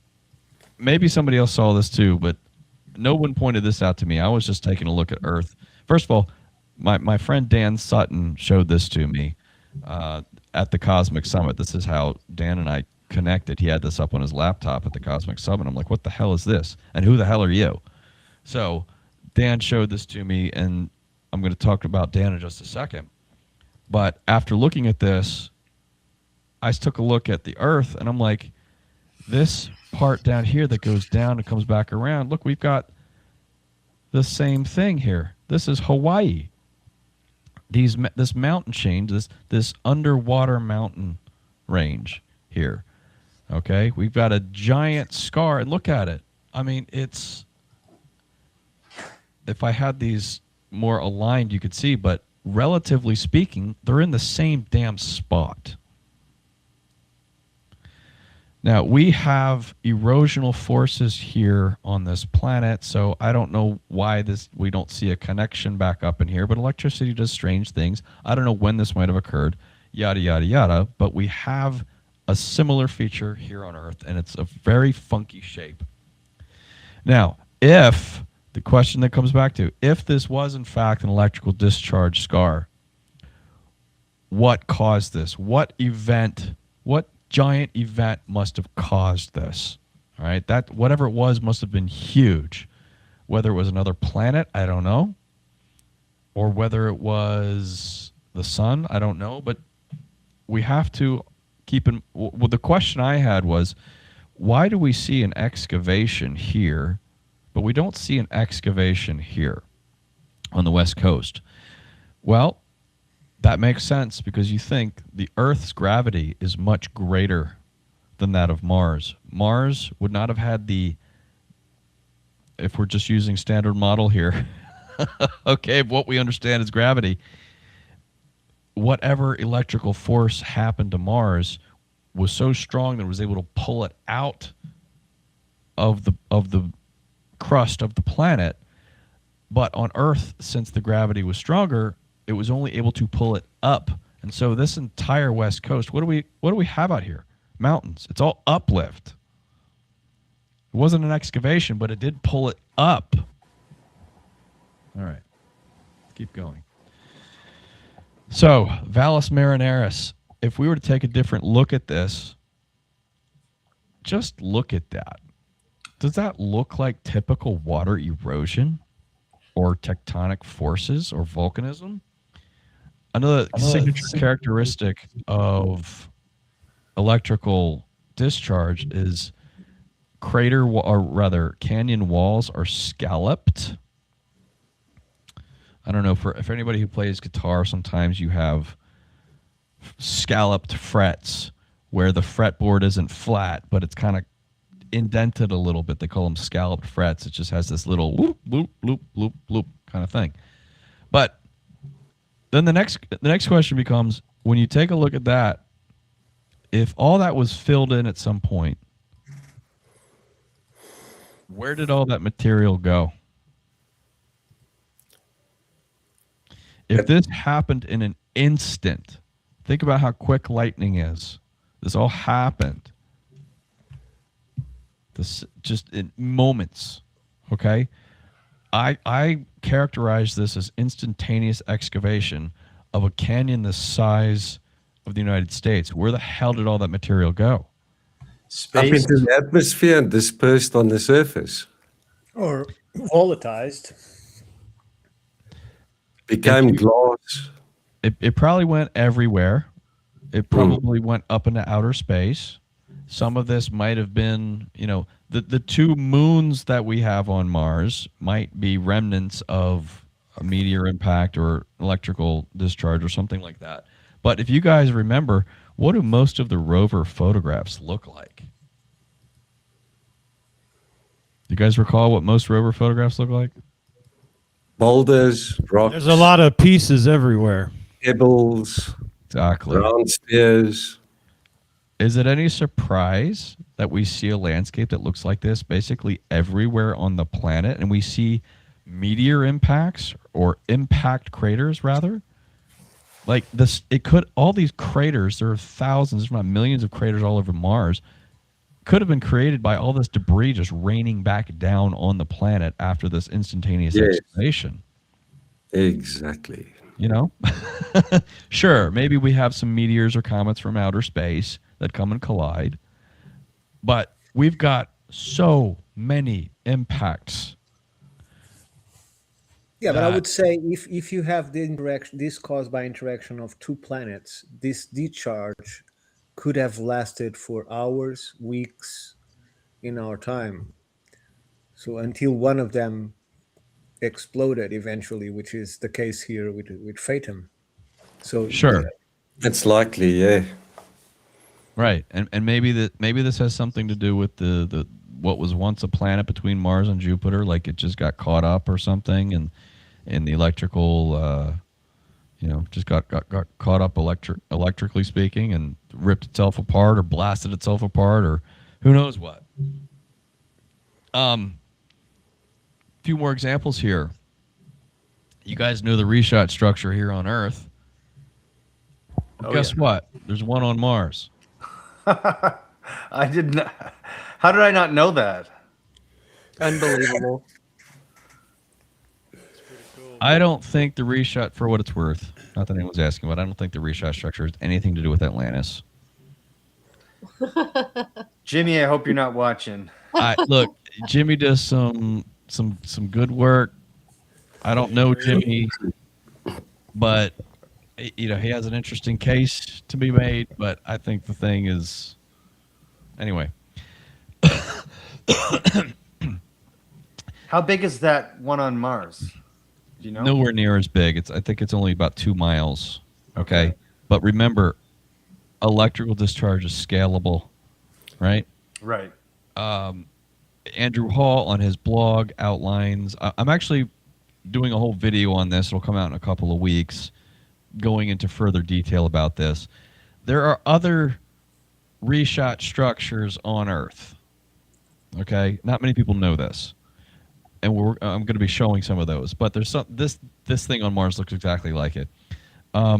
Andrew Hall has on his blog a lot more detail as to how it formed. I'll just quote one sentence here. The reshot was created by a plasma tornado spinning like a buzzsaw between two opposing jet streams. Conventional geology explains this as essentially a collapsed volcano. They say a volcano came up, but then collapsed back down over eons of time, forming these perfectly concentric circles. I don't buy it, but there's a lot to electrical discharge. Anyway, just an interesting example. Okay, now into, you guys know petroglyphs. I think we talked about petroglyphs before. We did talk about on our microbial life episode a little while ago was this thing called rock varnish. We talked about how out in the desert, it's also sometimes known as desert varnish, you have this black coating that forms on rocks that is formed by microbes essentially ingesting manganese, and it produces this black coating on the rock. Now, thousands of years ago, our ancestors saw this black coating on the rocks, and they started scraping it off and carving petroglyphs into it. This particular petroglyph is known as the squatter man. Okay, just kind of, or stick man. You might say it looks like a stick man, right? It's got an arm, it's got legs. Okay. Well, guess what? We see these things all over the world. Yep. There are dozens of these things. Has everyone seen Squatter Man before? Oh yeah. Yep. Okay. Robert Schoch talks about it like in his book. It's right behind me, Yeah. but like he shows all this stuff, and it's wild. I think they're in more than just these places too. That's correct. This is just a handful of dozens of examples. And yes, Robert does bring this up in his presentation in his book, and I'm going to be covering some of that here right now. But what do we think of? How do we interpret these things? What do we think these things are? Why would people all over the world? They look like scientific symbols of something. The general idea is that what we think that people saw something in the sky and they carved it on a rock. But what would that something have to be if they saw it all over the world? Huge. Huge. Yep, out in space. Here's an artist's rendition of this. Okay. Yeah. People a long time ago saw something in the sky that looked like this, and then they carved it on a stone. Yep. Okay. It's a plasma discharge. It looks like plasma, yeah. So, but that's a really funky shape. Now,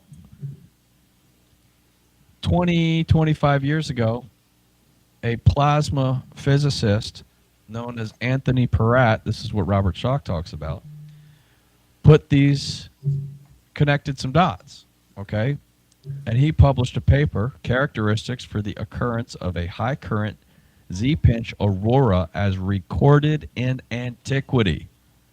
And what does that mean? It means here's a bunch of petroglyphs that I'm going to show you in this research paper, and I'm going to show you how they match these high current plasma discharge experiments that I've been doing in my lab, classified for years. The story goes that Anthony Peratt went to one of these Thunderbolts conferences, these Electric Universe Thunderbolts conferences, and they were talking about these petroglyphs. And he said, how the hell did you guys get these things? These things look exactly like my plasma discharge things that I'm doing in the lab. That's classified work. In the laboratory, he produces things that look like this through high energy plasma discharge. Forgive the quality here. This is taken directly from his paper. Okay. Essentially, we have the central component with a ring. Here's perhaps a different view of it. We have a donut in the center. Okay, this is a three-dimensional thing. And then let's say a bowl on top and a bowl on bottom, upside down, and a central, what we're going to call a Q-tip figure. Okay, but if you cut that right down the middle so we can get a cross-section view,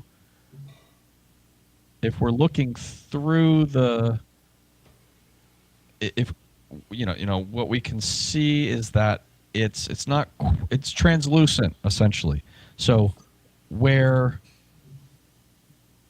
it is wrapping back around on itself, you can kind of see the outline of these things. So this is a two-dimensional representation, as if you just cut it right down the middle. You guys get that? Does that make sense? Yeah, my question would be, what events do they propose to create this kind of appearance in the sky?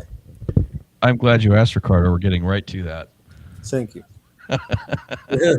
Okay, so back in the day, 25 years ago, what was this paper published? 2003 is when he published this paper. He took a look. He's the guy who figured this stuff out. These petroglyphs are what people saw in the sky, these high energy plasma discharges. And oh, by the way, there's a dozen of these things. Okay, there's a dozen different petroglyphs that match plasma discharge experiments.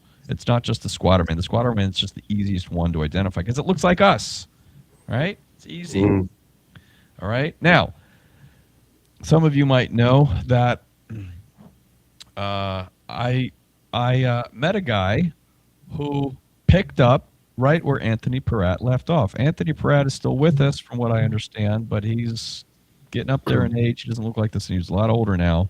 I think he's in a home, unfortunately, and I think he's kind of out for the count. And that's why we have to talk about this, because a lot of these guys are getting up there, if they're still with us, and they're out of the game.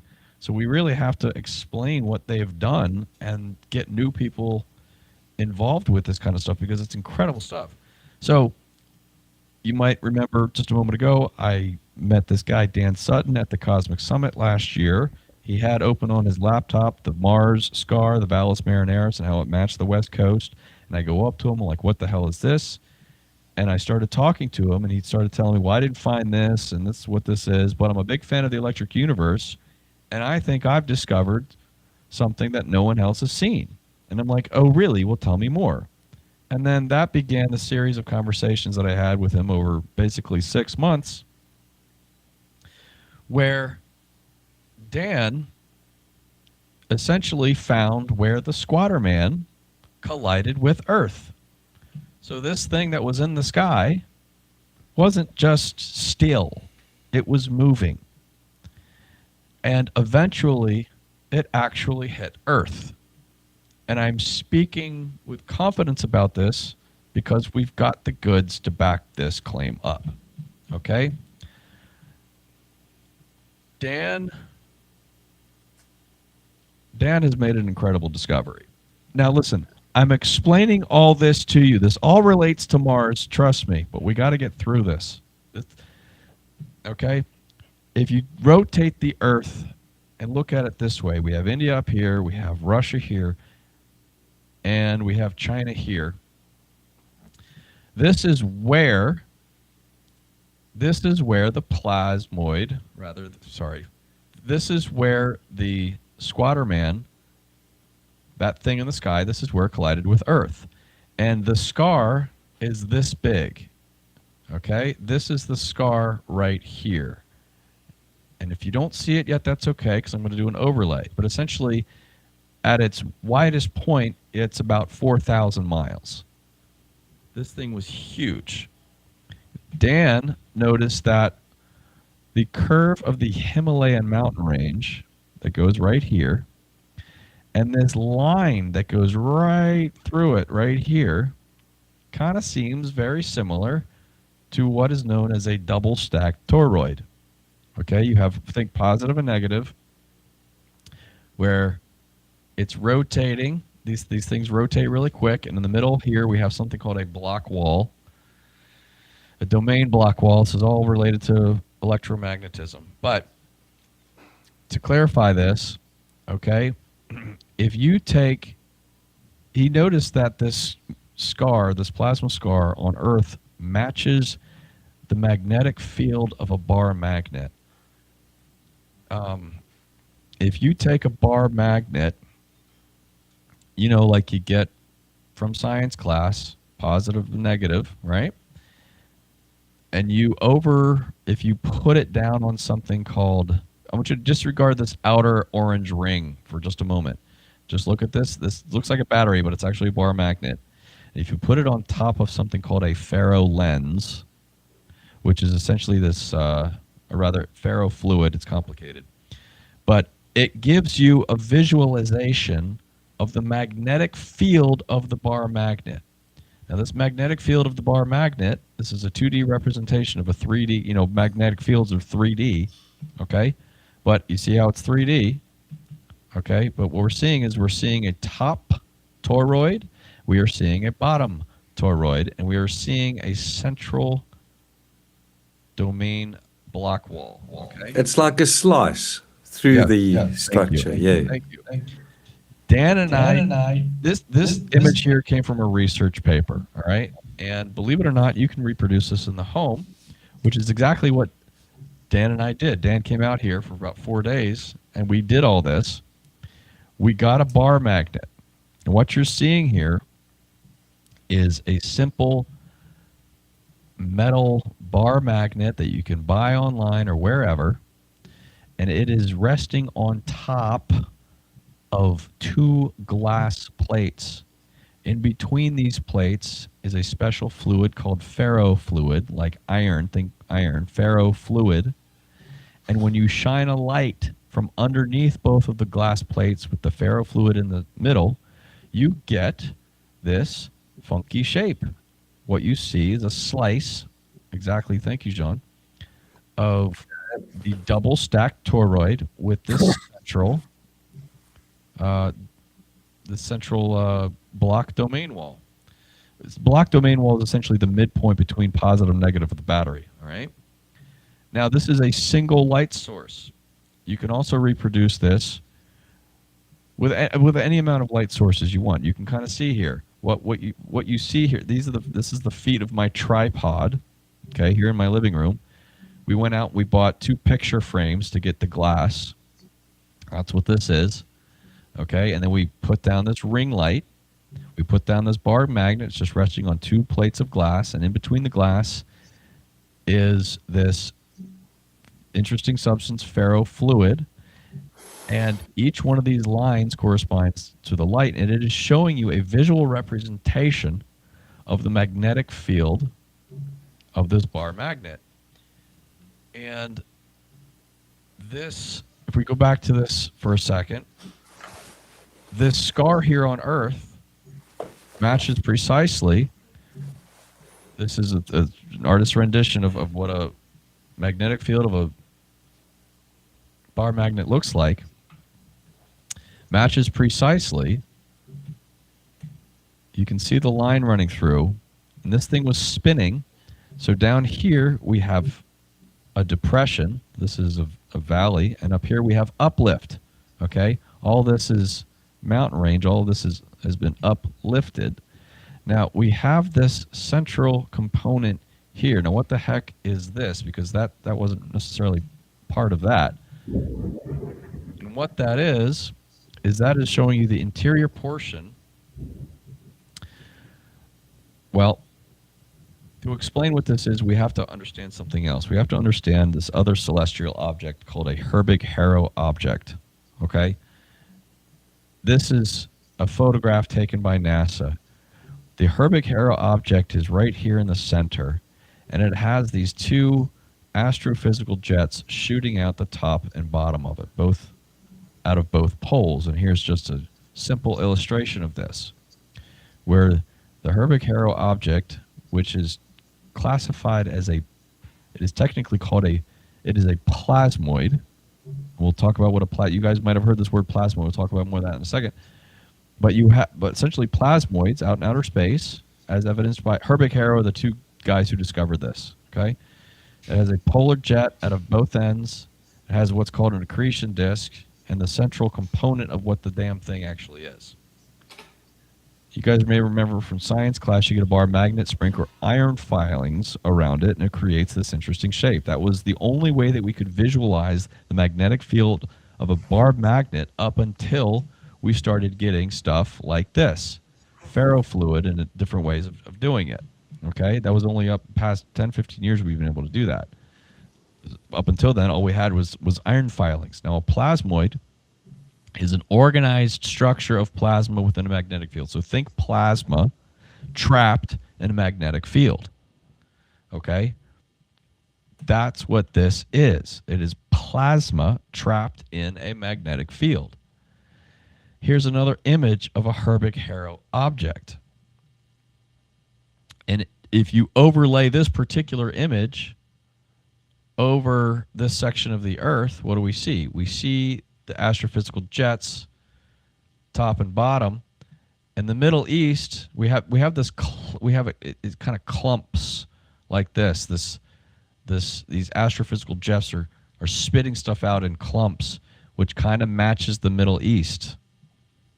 All right. Now, I know I'm going fast, and it's okay if you don't fully understand this. I have a whole video on this if you want the deeper dive. But it essentially created and split apart the Middle East. And if you take a look at a map of this region, there's this line that goes straight here. And if you account for the rotation of the Earth, something impacted right here, and an astrophysical jet spewed something out this way. And for whatever reason, the northern half of this thing was much more had much more dramatic effect than the southern half of it. I'm skipping over a little bit. Just go with me here. Okay? So meaning to say that this plasmoid was so big that it created all this devastation here on Earth. In my opinion, I think it unites the competing Younger Dryas hypotheses because this thing would have been spinning. Again, this is just a slice, but this is three-dimensional. It would have been spinning. All of this stuff here is uplift, and all of this stuff here is depression. It's coming up on this side and being forced down into the earth. So that's why we have uplift here, and we have a depression over here. And that would have thrown up a lot of material from this part of the earth and thrown it this way. Okay, so we have something electromagnetic possibly coming from the sun. We don't know exactly where its origin was. It could have been spewed out of the sun. I asked Stefan Burns about this. Dave, you had Stefan Burns on your show, right? Yeah, twice. Love that guy. Okay. I asked Stefan Burns, is it possible for a plasmoid to be ejected by the sun? And he said yes. Stefan knows his stuff. So I'm like, okay, that is a possible source where this thing came from. So in my opinion, I think that accounts for what Robert Schoch is trying to say. This solar outburst, something came out of the sun. And if it didn't come out of the sun, maybe it came from a different part of the galaxy and it just wandered into our solar system and Earth had a very bad day. But it spewed up a bunch of material, which then probably came raining back down. Some of it went out into space, but some of it got trapped in our gravity and came back down. And if we look at the Younger Dryas impact field, it has this funky shape. And this is where Dan's thing hit. And it would have spewed stuff that way over towards the States, and it would have dispersed. Okay, we have a demonstration of what this might have looked like in the video for those curious. All right, so if we try to connect all of this stuff, how does this relate to Squatterman? Well, if you take a look at a Herbig Harrow, I'm cropping it just to show the central portion of it, we can kind of see that it has that formation. If we remember that this phenomena is scalable, you can have it on the micro scale, which is what Anthony Peratt was doing in the lab, and this is a lab simulated two-dimensional representation of it. You have the petroglyph over here, and you have this giant celestial object. Okay? We obviously see the similarities. Now, how does this relate to Dan's discovery? Well, right here, smack dab in the middle of this thing, burned into the earth, is a 150-mile Squatterman, right in the precise center. Okay? Now there's a twist to this. What we see, this is China, right here in the precise center. Remember we were talking about this central Q-tip portion of it, right? What we see is a Q-tip. There's the top, here's the long part, and what we see down here are the three. We see three instances of the bottom of the Q-tip, but notice the Q-tip is different at both ends. We have a larger end here and a smaller end here. We have a larger end here and we have a smaller end here. But why do we have three? And I asked Dan about this, and he says, well, this thing was spinning fast. Okay? And if you have something spinning really fast, through the process of diamagnetism, it's not quite magnetism, it's a stronger version of magnetism where essentially everything is magnetized. You just need enough magnetic force to apply. It's a whole thing.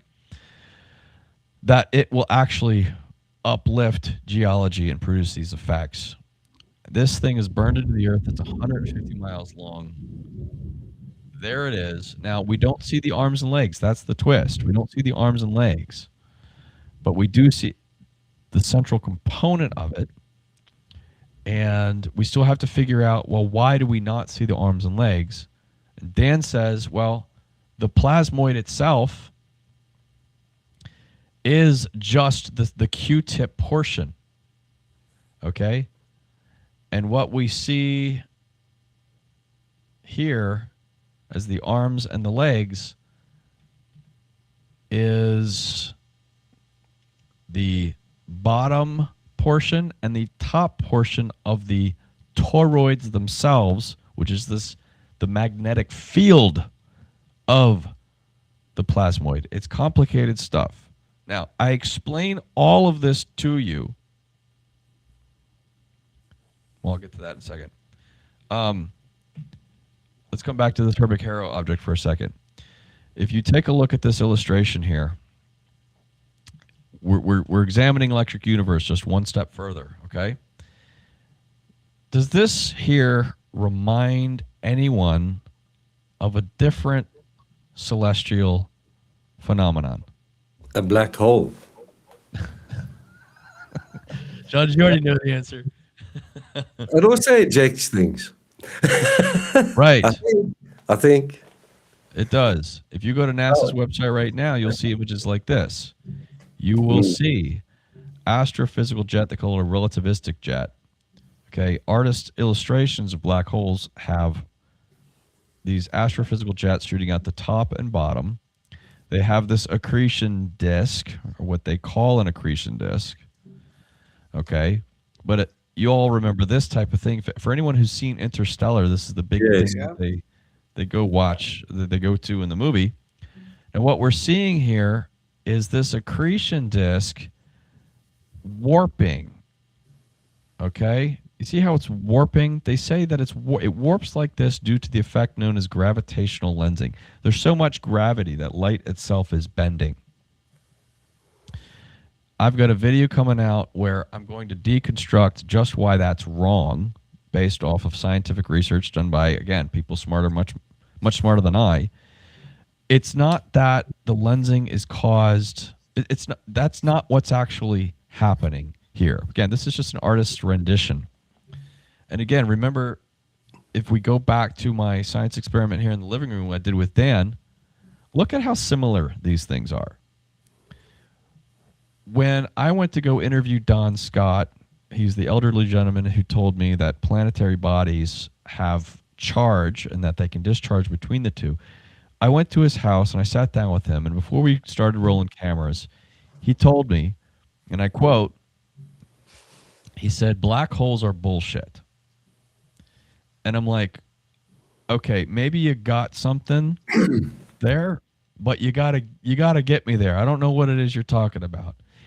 And now that I've gone through this whole process with Dan, I think I finally understood what he's talking about.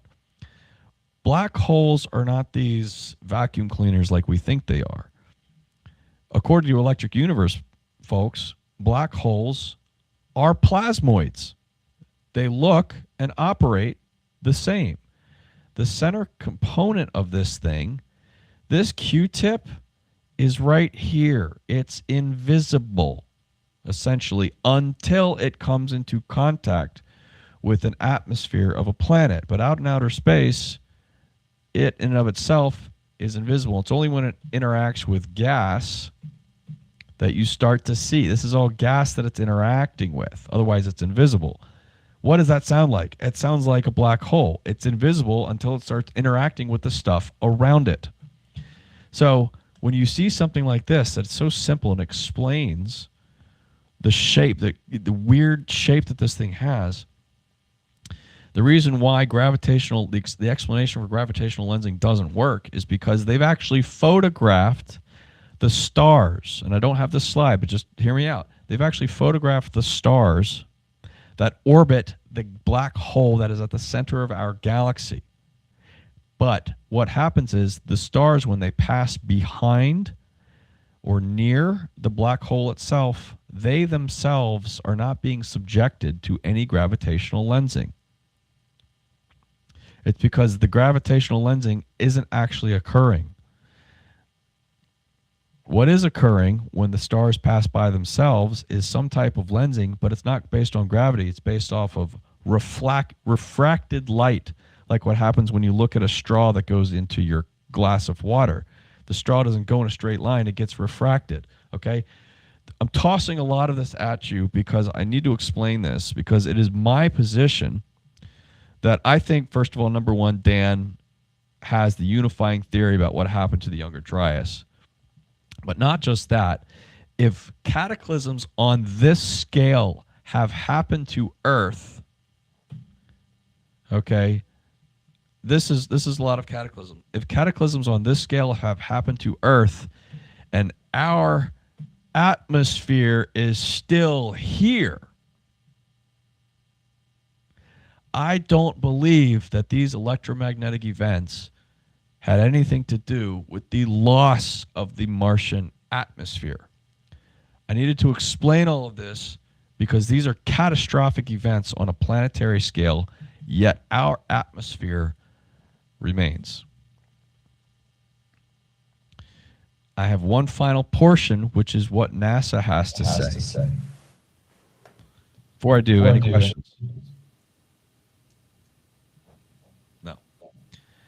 So, our atmosphere, blue planets have thick atmospheres. Mars used to have a thick atmosphere, just like Earth. Essentially, we have 1 bar of pressure. Okay, Mars used to have about the same thing, around 1 bar of pressure, but it no longer has 1 bar of pressure. It has less than 1%. What's that? A millibar. It has basically less than a millibar of pressure, of atmospheric pressure. Okay, so what happened to the atmosphere? The next time we get together, we're gonna talk about that specifically. But I'm going to tell you what NASA has to say about it, okay? Like Earth, Mars once had a strong magnetic field. Now it's very weak. It still exists, but it's not quite as strong as Earth's. Okay? It's actually in pockets on the planet. It's quite strange. Yes, it is. There's pockets of magnetism. Yes. Very, very weird. It is. NASA says that the solar wind has stripped away the Martian atmosphere. Okay? Now, they say this because, well, due to Mars not having a strong magnetic field and due to its lower gravity, we think that's why Mars no longer has an atmosphere, is because the solar wind from the sun has stripped it away. It doesn't has the same protection and the same gravitational force that Earth has. Okay? This is what NASA has to say. This guy, Bruce Jakosky from NASA, in 2017, okay, it's quoted as saying in his paper, we determined that the majority of the planet's carbon dioxide was also lost to space by sputtering. He's basically saying sputtering, which is when ions get picked up by the solar wind and slammed into the top of the atmosphere. Essentially, the solar wind slamming into the atmosphere and splitting it up and sending it out. He says, over time, this leads to significant atmospheric erosion. This is what Bruce Jakosky says from NASA. It's the solar wind. In 2017, that's what he says. Now, Bruce Jakosky in 1993 said something completely different in his paper, saying that the total amount of carbon dioxide lost over geologic time is probably on the order of tens of millibars rather than a substantial fraction of a bar.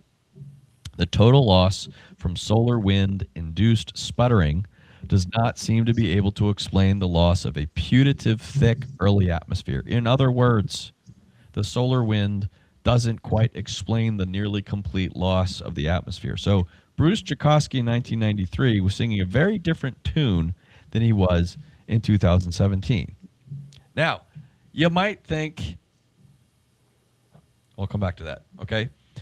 In addition to this, another paper was published a few years ago, and thanks to Allison Brown for notifying me of this, but this team of scientists say, contrary to what has previously been believed, magnetization is not a sufficient condition for protecting a planet from atmospheric loss. They ran the numbers.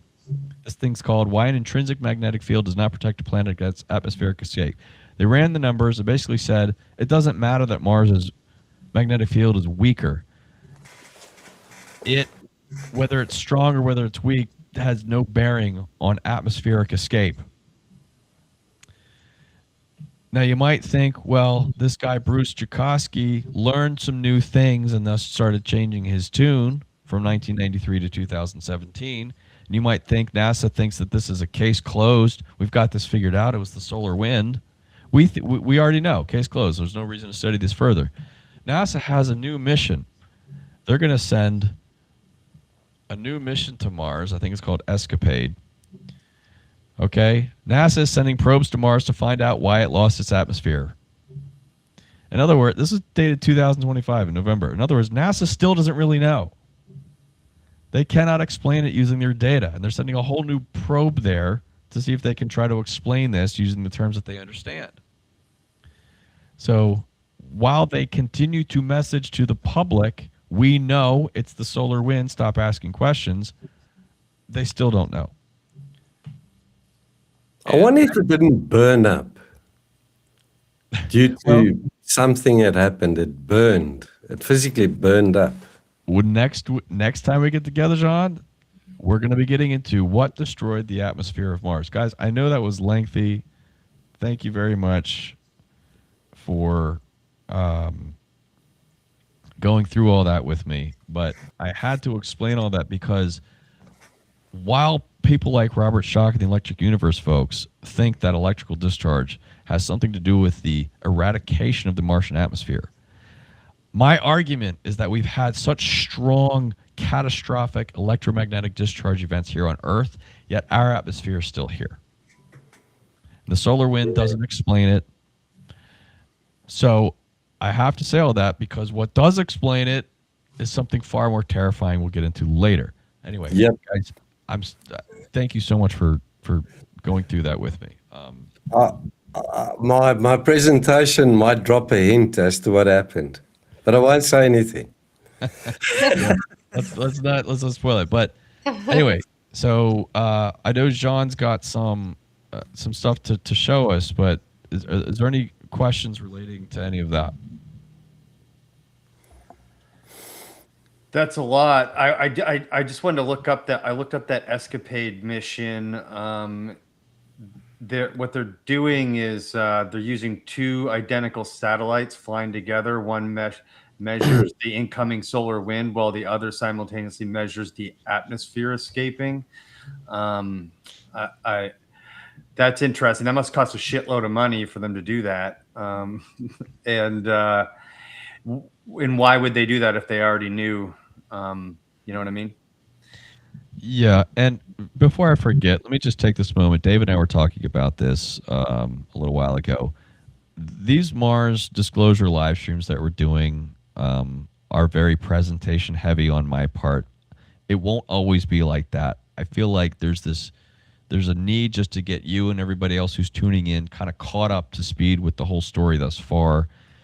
And there's a lot to Mars. I mean, what we're talking about is the last 50 years of research, and it's a lot. It ranges from microbes to fossils to pyramids to whatever the hell it is we're talking about today. So, I don't intend on these things being these long presentations. I want this to be a lot more of a group discussion sort of thing. But to get everybody caught up to speed, that's the sort of what we have to get through. I have one more presentation we'll do next time, but after that, we can start changing up the format. So I want to thank you guys for your patience in going through these presentations with me. I also just want to thank Brian for his passion and dedication to putting all this together, because it's a giant puzzle that you're pulling from like a bunch of different places and trying to put it together. And I don't think anyone else is doing this in the way that you're doing it. What I mean by that is you're taking all this research from all these different places and trying to put it into one grand picture of what happened. And it's complicated. And so I just want to thank you, man. I really appreciate what you're doing. Thanks, Dave. Appreciate it. Yeah, dude. No thanks necessary. You're preaching in the choir when it comes to having too much information and a big story that you're trying to sort of get together. I totally understand. So I'm here for it, man. I'm just happy you're trying to sort of paint the picture for us, so we don't have to go and do all this work on our own, man. You guys are so kind. My goal is to try to get other people tuning in and covering this. I don't want to be the only one doing it. It's just that there's a lot, and people don't know any of this stuff. So we kind of have to do the education part up front, and then we can sort of, I want people to help me figure this stuff out. I've got my views. Ricardo, I knew you've been looking at this stuff for a while too, but it helps to get more voices involved after you've sort of learned all this stuff. Anyway. Yeah, that's sort of, with UFO disclosure, like it used to be called, there was 70 or 80 years of history and research. It's all been nullified when they changed the name to UAP. They got lazy. They're discarding that history since, 1938, up to now. It's gone, missing. I want to cue Jean up here, but Jean, you got your slides ready? Ricardo's trying to show something quick. So let's let okay. Ricardo show him. And I also wanted to say that escapade mission is estimated to reach $94.2 million by the time it's said and done. Jeez. Yes. $94.2 million. What are we looking at, Ricardo?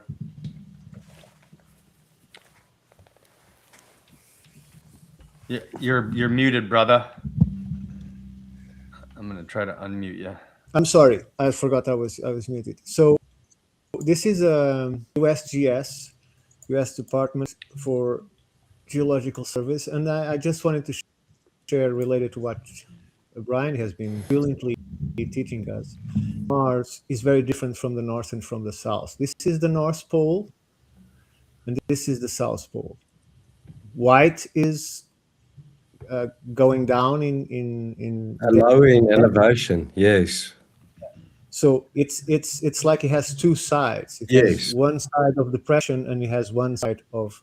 So they think that this area, if it has an ocean, it would be half an ocean, half land planet. Yes. Right? When we look at what, because this allows enormous amounts of zoom, it's a huge image. You'll see that this area that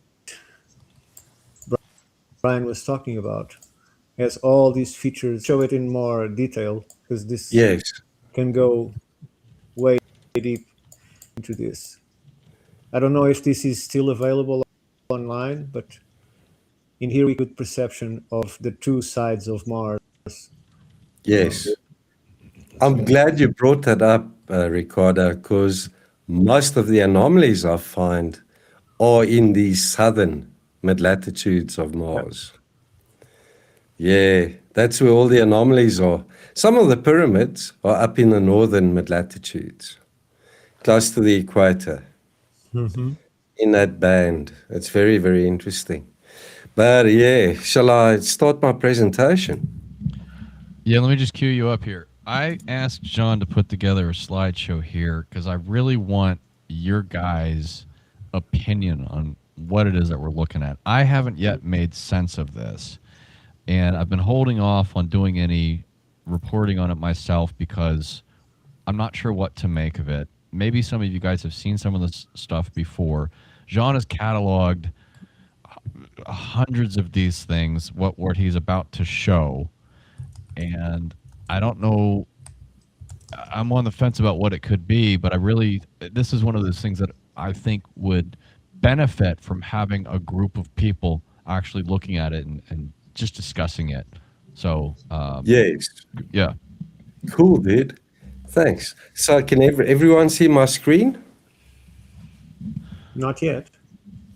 Okay, I'm sharing. Should I reshare? It's coming. Oh, it's coming. Okay. There we go. We got it. Okay. The NASA sources in which I found the anomalies, the links are there if you'd like to go and check it out for yourselves.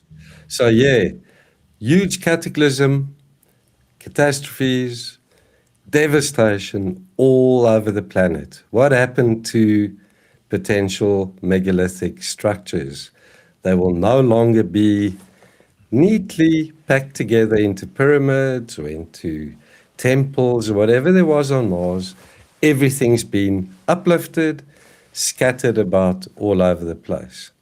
The megalithic blocks I'll be showing you, some are still intact. Many of the others have been, I don't know, tossed up in the air, fell down in random places.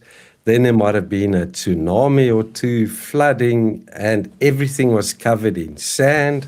But what we can see are these strange megalithic blocks. that's potentially megalithic blocks. Obviously, we need to land there and walk around these things and hop on top of them and analyze them to see if they've got cut marks and all those things. But there's interesting phenomenon with these things. Right in their centers, they've got these strange protrusions, or they're also called knobs. So what are the chances of, so for example, a dried out lake bed, when it cracks up, you'll get funny patterns and things that are caused, when it dries out. But why are there these things in their centers? That doesn't make sense. And I'll show you what does, in my opinion. This is at a ruin in Delphi, Greece. We've got these huge megalithic blocks, and they've got these strange knobs or protrusions on them. These are almost in the centers. But yeah, you can see there's some type of pattern here. There's another example. And these are slightly more South American. If you check out the blocks, they've got these strange knobs on them, or protruding parts. Yeah, they're still sort of neatly next to one another. And I reckon what possibly happened here was this was flooded. It was very muddy. And whatever there was, so for example, this was a wall. It sunk and it toppled over into the mud. And that's why the blocks are still next to one another. And I compare them to those blocks that you find in Peru, with the knobs on the sides, close to the sides of the blocks, as you can see there in that example. And these blocks are huge. They measure between 5 to 10 meters across. So we aren't talking about, SUV or vehicle-sized blocks here. We're talking about a room size, like a garage, even bigger. Then we've got these loose standing blocks. They're no longer standing next to each other in rows. This block is also about 8 meters across. And right in its center, it's got this strange symbol or part. But again, it's right there in the center. And again, I'm just using that as an example. Right, then we get to this strange item. In the middle of nowhere, it's about 6 by 6 meters in size. It's a perfect square, and it's got this small part right in its center. Some of my YouTube subscribers have commented in the past, could these be blockhouses, pillboxes, underground bunkers that have been uncovered, and those are the lids or entranceways? And that is quite plausible. If you look at a pillbox or a blockhouse that was built during the Second World War, they've also got these smaller structures on top, right there in their centers, a lot of them. So could we be looking at outposts, derelict outposts, pillboxes, or, these blockhouses or underground dwellings with the lids on top? There's another one. This one's a bit bigger. It's about 8 by 8 meters in size. And again, it's got something in its center. But this to me looks more like something had landed there. I don't know. If you look at the conventional magnified image, it looks like 1, 2, 3, 4, 5 spheres around a middle one. But yeah, this is also rather strange. Right there in its center. I'll take questions just now. And again, are we looking at something that was built? Was there a war possibly on the planet, like Mars, the god of war, you know? And there's another one. This thing's also about 8 by 8 meters in size. And it's got that thing on the top. I think about when Brian showed the Valles Marineris from that one angle and said, "Where did all the rubble go?" And we said, you know, in the atmosphere, in space, and also out into the like it got onto the scattered. planet, raining down onto the planet. That's why it seems all scattered about. You know, all these Yes. pictures you show us are Jason all is thinking, I've seen scattered. that. I've seen that. Right? There's pieces everywhere. That looks like a disaster, no doubt. That sure does. Yeah. Some megalithic building society got blown to smack. You don't have to tell me what happened there. I see it. And then there's a weird phenomenon on a lot of these large pieces. You've got 3 little knobs or protrusions arranged in triangular shapes. Now we're looking at one with the sort of triangle depicted, and it's got a small hole right there in the center as well. And this is also huge. This thing's about 10 meters across. Now, what is the purpose of these 3 triangles? The 3 parts that are arranged in triangles? And that too, I find all over the place. Now, if you look at this item to the left, I forgot to put in the location. I'm sorry. This is in South America. I think this is from the lost city of the Inca. Look at the It looks like Peru, yeah. look at the top part. There's 3 parts arranged in a triangle. Oh, good eye, John. Yeah. And this is only one example. There's more of these in Pumapunku. I hope I'm pronouncing that correctly. Also, little triangles depicted on the blocks and things. So could this be a fragment on Mars that broke off a larger piece, and we're only seeing the top part with a triangle on it? What was the purpose of this triangle anyway, on this huge stone here on Earth? And then the row of them over here, you see that on Mars as well. I'll show you an example now. It's Braille for giants.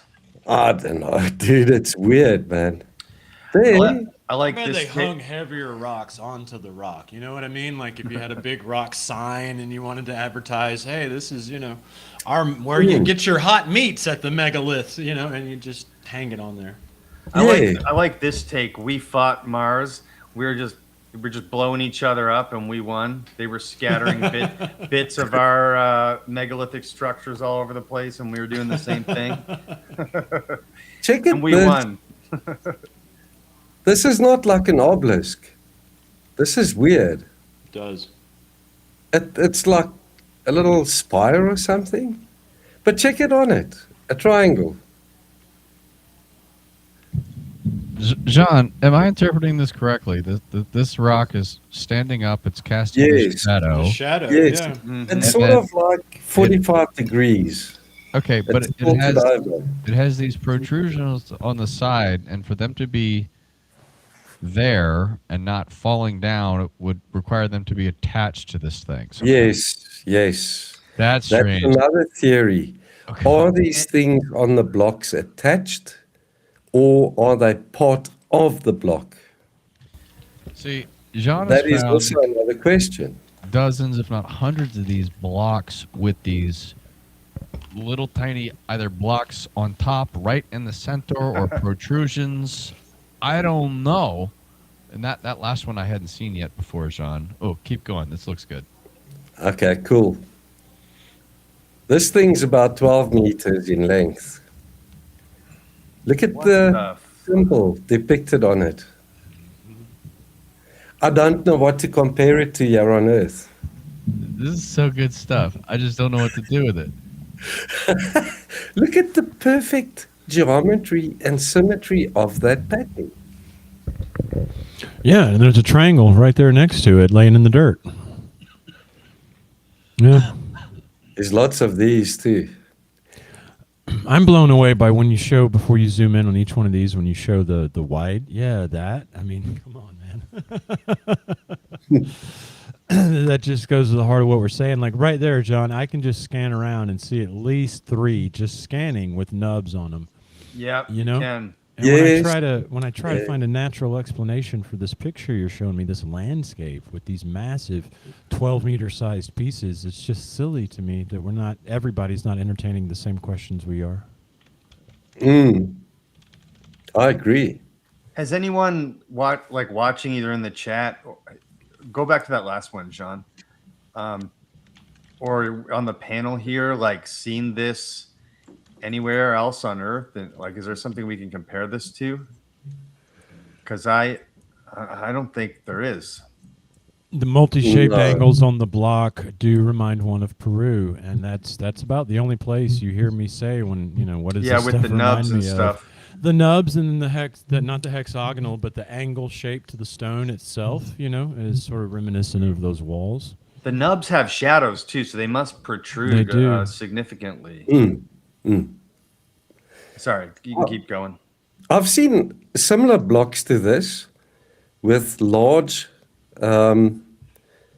circular parts in the centers with smaller parts arranged around them in this sort of pattern as well, with a large round part in the center.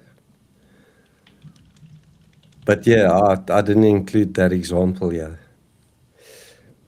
Okay, so yeah, are those we just featured. So let's have a discussion. What do you guys think? What happened? Yeah, we can see some of the blocks still in rows next to one another. And then these things are all over the place with like 100-meter distance between them, 200-meter distance between them. What happened? And what could these things be? So I don't know. these are all, like you said, from the same general area, right? No. Oh, okay. The 2 to the top left are from Argyle Planitia. Okay. Yes, but the others are all over Mars.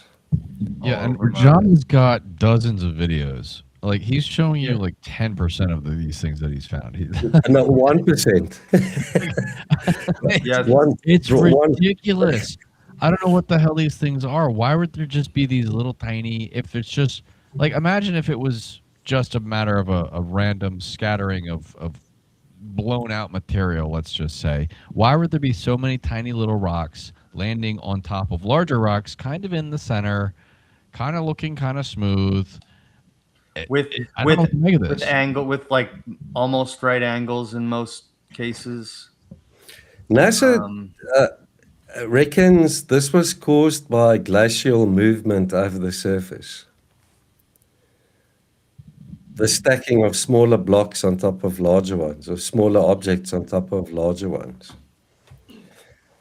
Glacial movement, yeah, the bottom one, definitely. Yeah, it doesn't hold up, man. Look, I find, not to even bring it back to me, but I find so much of this in the landscape here in Alabama where you've got these bigger rocks with these much larger, nobody damn lifted it, rocks on top of it, right? And we didn't have we didn't have glaciers, right? And the same thing here. I did a special on this last week. They described the mountain ranges around here as being erosive, but when you go to them, they're these big piles of rocks, like what you show us here. And that's not erosion, man. You can tell me it is all day long, but it doesn't do that. It doesn't deposit a rock on top of a square rock repeatedly. And as soon as you zoom out, John, all I see is a whole field of this stuff. So that was one artistic damn glacier. Considering, first of all, we don't even know there were glaciers there, right? They use that, I mean, we really don't. That's a guess.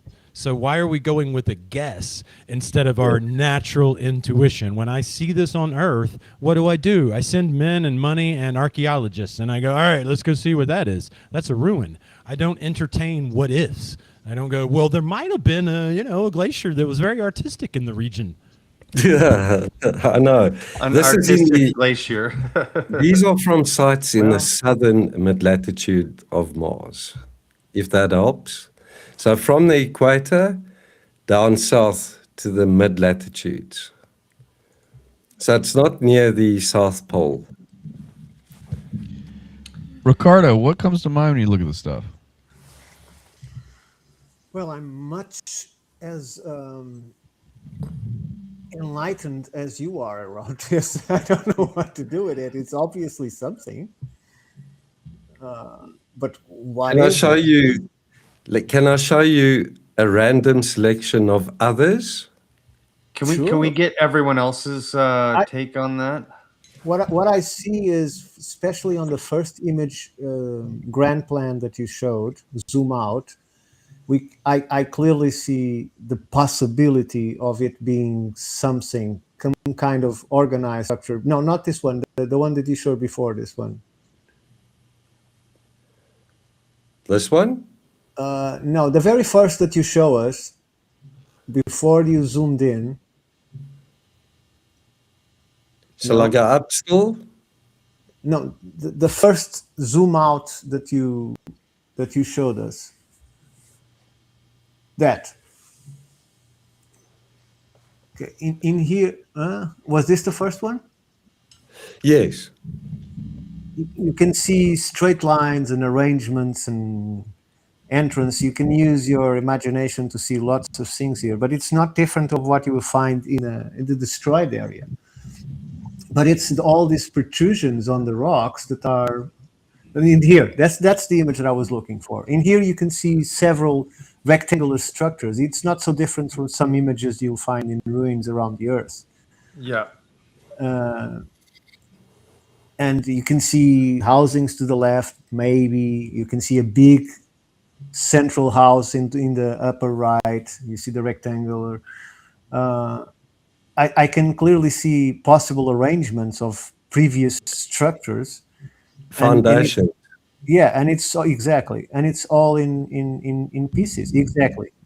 Big This one ones. right here. And you see divisions. If you go to the left, you see even divisions inside. It might all be conjecture, but you can see depressions that would be maybe houses of different sizes or even rooms within those structures. But if it is or not, I can't say. But I can see it, and the way it's destroyed is very compelling to imagine that this was something. Right? But it's those protrusions on the rocks. Because nubs is something that nobody can explain. There's many ideas, but nobody can explain what nubs are, right? Well, Electric Universe people have an explanation for it. They think it's where things have discharged. So you know that. So many other groups have, right? So yeah, even academics, they say that they will be using to lifting. Well, I dare anybody to try and lift with this. I don't know if the center of gravity to lift these things. I mean, this structure in Greece was definitely built. It wasn't caused by electrical discharge. No, the thing is, the problem with nubs. I don't know. We need to go there and check. Yeah, the problem with nubs is the block was all of the thickness of the nub that you see there. They have to purposely, intentionally cut the rest of the block and leave just that section out. So it's intentional and purposeful. It takes a lot of time to carve everything around stone and leave the nub out. That's how the nubs are created, right? So they melted the rock, and that was a mold. Geopolymer. If you want to go in that material in. Geopolymer can explain a few things, but like the electric universe and so other ideas, they can't explain everything. So, and Brian, you already picked up the microphone twice. Go ahead. That's the thing. It doesn't have to, right? I mean, geopolymer doesn't have to explain everything if some of it was geopolymer, you know? When you were just showing there the walls, I mean, some of this shit does look like a concrete mold, you know? It just does. And as you say, Ricardo, to chunk away, man, if a nub is 5 inches, that means I'm spending my time taking away 5 inches of stone by 3 on feet the whole by block. 4 feet on the whole block. Right. It makes it just doesn't make any logical sense. That's why they're so enigmatic, I guess. Sarah, Megan, does anything come to mind intuitively when you look at this stuff? I guess my question is, Jean Yeah. puts forth Stay here. Jean puts forth this argument that these are perhaps analogous to these nubs that we see here on Earth. We typically see nubs, just playing devil's advocate here. We typically see nubs coming out from the side of these rocks, and here on Mars we're seeing them come out of the top. So maybe it's a good comparison, maybe it's not. I'm having difficulty with this because intuitively I'm not sure what to make of this, and this is why the wisdom of crowds can help inform some of this stuff. Sarah, Megan, this is really just open for interpretation. Anything goes. There's really nothing that makes sense to anybody. So curious to know what intuitively comes to mind for either of you two. Yeah, we need some feminine intuition into this. I'm at just as much of a loss as you guys are, but I'm also on a freaking side quest over here. So thanks for that, because when I see the rocks with the stack on top, and I've seen the nubs that come out of the side like we have here, but those with the rocks on top, for some reason, the first thing that I thought about was like people who stack rocks for like spiritual purposes. And like specifically, I was thinking about the movie Moana, where they stack the rock on top of the pile, like the chief stacks the rock, and where that may have originated from. But I looked it up and it turns out that's not a thing. That was an artistic liberty that they took, but that people do stack rocks in various cultures as a spiritual practice. And someone in the chat mentioned something about an SOS symbol. So that was where my mind went. Could these be markers only to be seen from space or from the air? Right. Like those giant. That one, the second one on the top row reminds me of Bimini Road. Just it does. I was thinking about that as well. It really does look like that. Right. Yeah, you guys see it too. In Canada, we have Inuksuks, which is like the stacking of the rocks. Often they make like a human type figure, but we're stacking rocks all over the place in Canada, so I could get down with that. Yeah, Karen, that's also boulder stacking. Karen. Yeah. So yeah. That one in the middle, I was just going to point that one out. This one in the middle? Yeah, it consists of a long block and a small block. That's they still tightly next to one another. Like check out here to the right. There's one on its own, and the bottom center, there's a smaller one on its own. And John, is it possible to try and detect which ones has the structure on top on the image? You think you can put it in an AI to calculate what are the probability if this was blown up? What is the probability of the stone that has an imbalance on top get the top on the top when it falls down? You see where I'm going? So calculate the probability of all the stones you can count on the image and which ones have the protrusion to the top, to calculate if it could be done by exploding everything, and that number is plausible to have what should be down on the top. You understand what I'm saying? Because if it is rotating and there is a weight in one side, it will push that side down.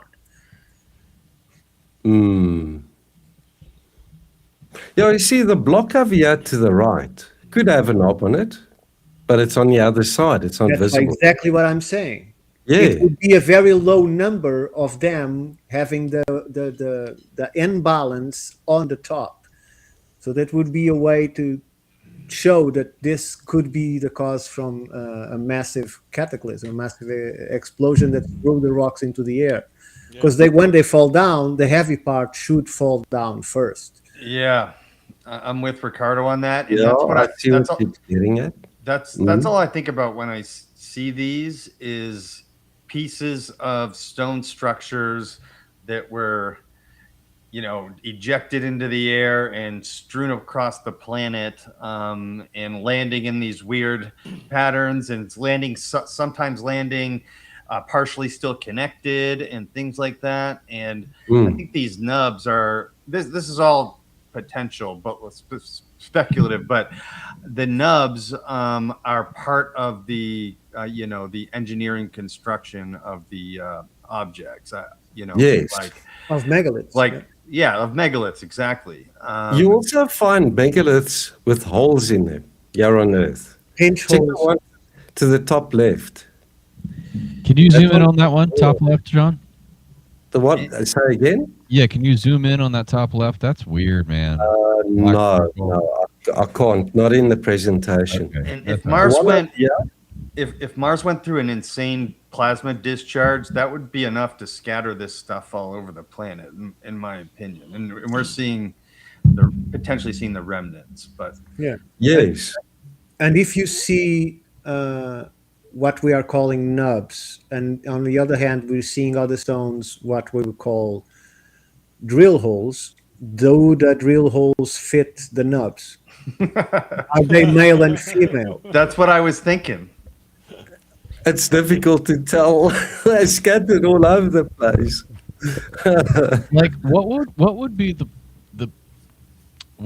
the probability if these things were just blown all over the place, that little tiny rocks would fall on top of a big rock and just stay there and not... If they are hot enough, they would fall down soft and they would stay there when they cooled. Well, what about you've got the obelisk though, or what do we want to call it? The little bent phallus there. Yeah, with its warts on the side. Those things are still on there. They're not laying on top. They're attached and they're still casting shadows. So I think that gives credence to these things not just being rocks on top of rocks, but actually part of the structure itself.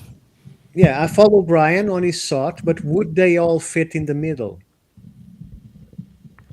Would they make an arc with 5 pieces around the stone? Well, following that logic, Ricardo, if it was hot enough to stick, wouldn't it kind of splat and kind of go out? Well, that one, the second to the left bottom, is more or less like that. It looks like impacted hot. No, the other one next to it. That one. Is splashed on top of it. But my problem with it is it's in the middle. Yeah. All of them, it's in the middle. So can you guys understand, like, I don't know what to make of this. I see John posting this to his YouTube, and I'm like, this is odd. I don't see stuff like this on Earth. I don't know what to make of it. I don't have a good terrestrial comparison. And I think it's just simply the horizontal versus vertical orientation. Like, we see nubs, yes, and that seems like it obviously go to, but they're on a different plane. We're not seeing them horizontal. We're seeing them on a vertical, and I think that's just my own personal hang-up on this. Why would there be so many of these things? I mean, this thing with the shadow, I hadn't seen that before right now, Sean. This is incredible stuff. It's a vertical surface, so in that case, it actually kind of is more of a terrestrial comparison because the nubs are sticking out of the side. We have a large rock with things sticking out the side, casting a shadow. Like, that's strange. Yeah. Yeah, and if we're looking at 1% of what John and other people have found, the bigger picture is like, because we're sitting here struggling with like, a handful of images going, what the fuck? And, if we're looking at 1% of this, I think that's what makes that makes the argument that there's obviously something, we're looking at something, not nothing. It's not pareidolia. And I'm gonna see if I can pull up a picture of Bimini. Let's see. See, Javier, to the bottom left, you've got 2 long blocks, and next to each, you've got 2 smaller ones. Well, at least in my screen, it's covered by us. So I don't know if people at home are also being covered. You're pointing, but the images are covered by our cameras. Can you change it, Dave, so that I can see the bottom part of this image, please? You're muted, Dave. There you Yeah. Yeah, there we go.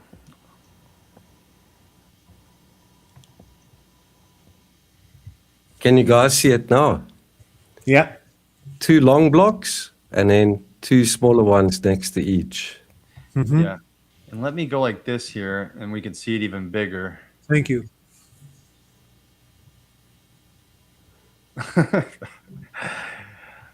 That's wild. Yeah, it is. This one on the bottom left, right next to Jean Ward's logo, bottom left. It almost looks like it's a large block that has been split up. Do you guys see it the same way? Yeah.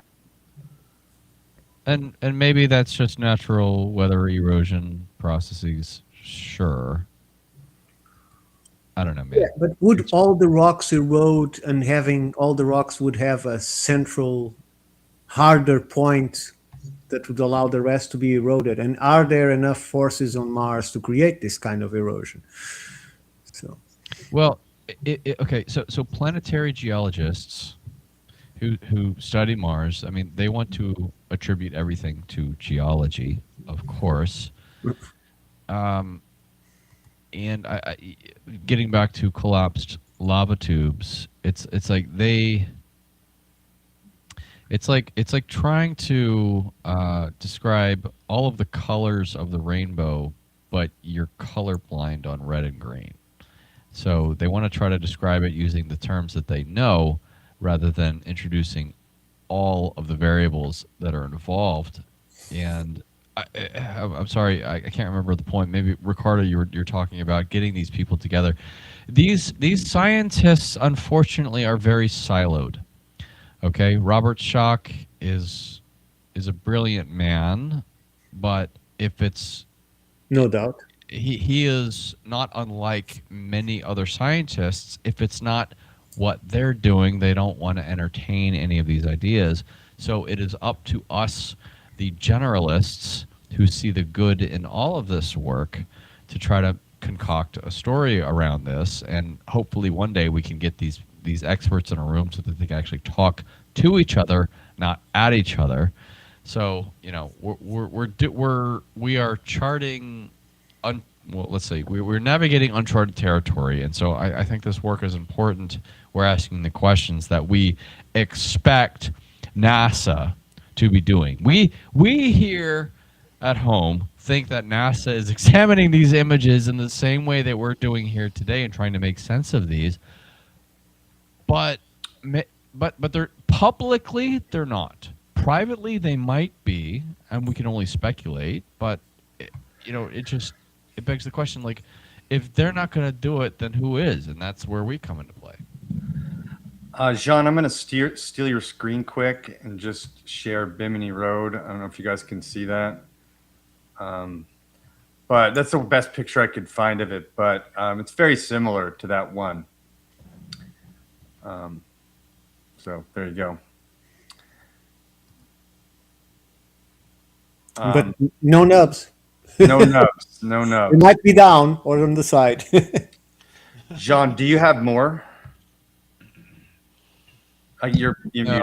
No, Dave, that's all we prepared for today. I wanted to entertain a group discussion on this because I can't make heads or tails of it, but I do think that it's worthwhile that John continues covering this. And John's the only one finding these types of things. You guys now see why I'm drawn to John's work, and like, this is the guy, man. Like, NASA should be doing this, but they're not. So we leave it to the one guy in South Africa. This one guy. I love you, John. Like, you're just amazing. And I'm gonna keep promoting your stuff, man, because it's incredible stuff. And I really want to thank you guys for entertaining this. Let me just toss something out here, and this is a hot take, okay? If what we're seeing on Mars is in fact the remains of an ancient civilization, these similarities that we see in pyramid construction, perhaps this is evidence of a singular, shall we say, intelligent civilization that started things up on Mars. Things went sideways. They had to relocate. They came to Earth. The timeline syncs up here. I don't have enough to really message hard on this right now, and I have to invoke mythological texts, metaphysical analysis, which we can get to later, which I have a presentation on. But, if in fact, because when we take a look at Egypt, we take a look at any megalithic structure here on Earth, we're still debating on how these things were constructed. We don't yet know, and I agree with Jeffrey Drum's interpretation of the pyramids. For those of you who understand his work, but Dan Sutton in the house. Sorry. Shut Yeah, up, Dan Sutton. He dropped in an hour ago, man. Where y'all been? He's been here a while. my man Dan. Dan's great. Thank you, Dan, for joining us. I'm trying to get him online and getting him. Dan has a very credible way of explaining things, and I think he can really serve as that gateway for people who are new to the electric universe. So I'm really trying to get him involved. But I guess what I'm saying is, if what Jeffrey Drum is saying is true, that the pyramids in Egypt are not just what he thinks they are, chemical factories and things of that nature, but are evidence of a type 1 civilization on a Kardashev scale.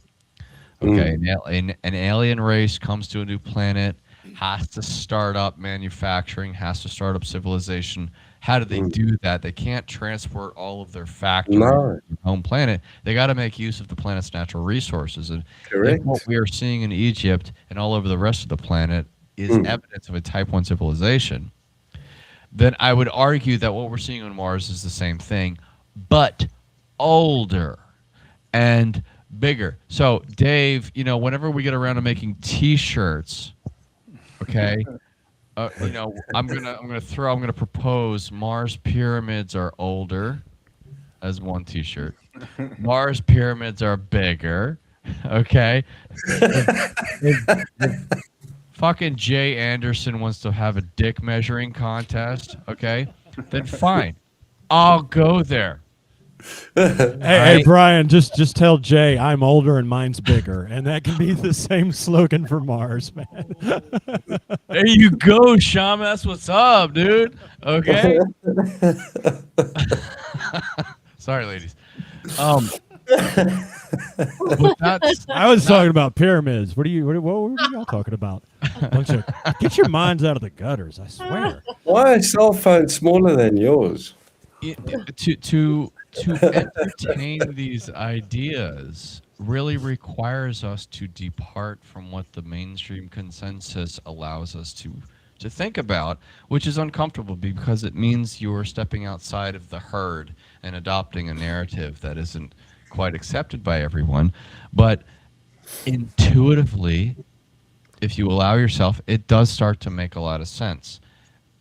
I am really trying to stick close to the evidence and for the images that speak for themselves, because as we all know, adopting this alternative narrative that we've been doing over the past however many years for each one of us, 5-10 years, stepping outside of the mainstream traditional narrative does require some courage. And there's a lot of courage just in adopting a different narrative as it relates to Egypt or Gunung Padang. Sorry, Megan. I'm drinking a little bit. These ancient structures. I think, for what it's worth, that episode 1 of Ancient Aliens, where they're showing the 3D and Danny out there and showing all this kind of stuff, like, it's mind blowing. Okay, and we're still just on Earth, so going to Mars is a whole nother thing, which is again why I want to thank you guys for entertaining this, because we're still debating this stuff here on Earth, whether it is or whether it isn't, and what the hell it is. So if we're moving the timeline back even further, that requires us to go to an entirely different planet. I mean, we are really talking about, and this is what we're going to get into next time. We are talking about real life Star Wars, real life Star Trek. But because real life doesn't necessarily work in the same way that fiction does, science fiction does, and vice versa, we have very few things to compare it to. So the challenge is harder for us to message to the public. So when we bring things up like what John has here today, it's sometimes hard to draw direct comparisons. So we have to throw it out there to see what everyone else has. Anyway, thank you guys.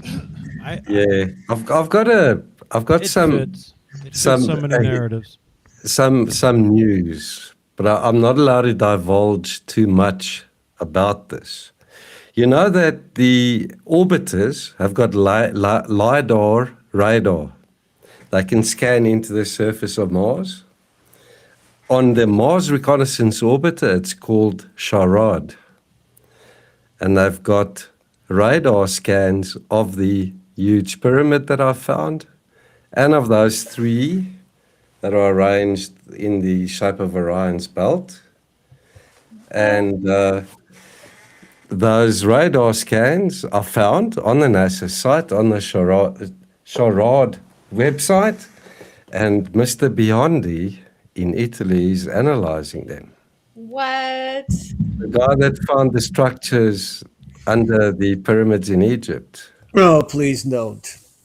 See, No, I'm I'm excited. not allowed to say more. I'm not allowed to say more. we don't need more fantasy. There's enough fantasy already, right? I like Filippo. They're looking at it. I like this. You guys don't Okay. do this as me. We're going to talk about this later, John. Hey, guys, listen. Yeah. We're at right over 3 hours. Yeah. Oh, What I about didn't know quick that. I questions? love you guys. I But everyone else has lives to get to. And But what about, let's take questions, Brian. We Oh, God, promised I'm it. sorry. Yes, we Yeah. Is there any question? Is there any questions in the still fine. chat? I can go to bed a bit later. I can do a few. Doesn't I can do a few more minutes.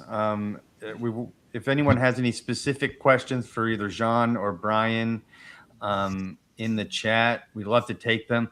I also want to know what Sarah's cat thinks about all this. The cat's gone now, but it seemed super fluffy and intuitive. So, Brian mentioned a Type 1 civilization, and I last time I checked, we're at like 0.7 or some shit like that.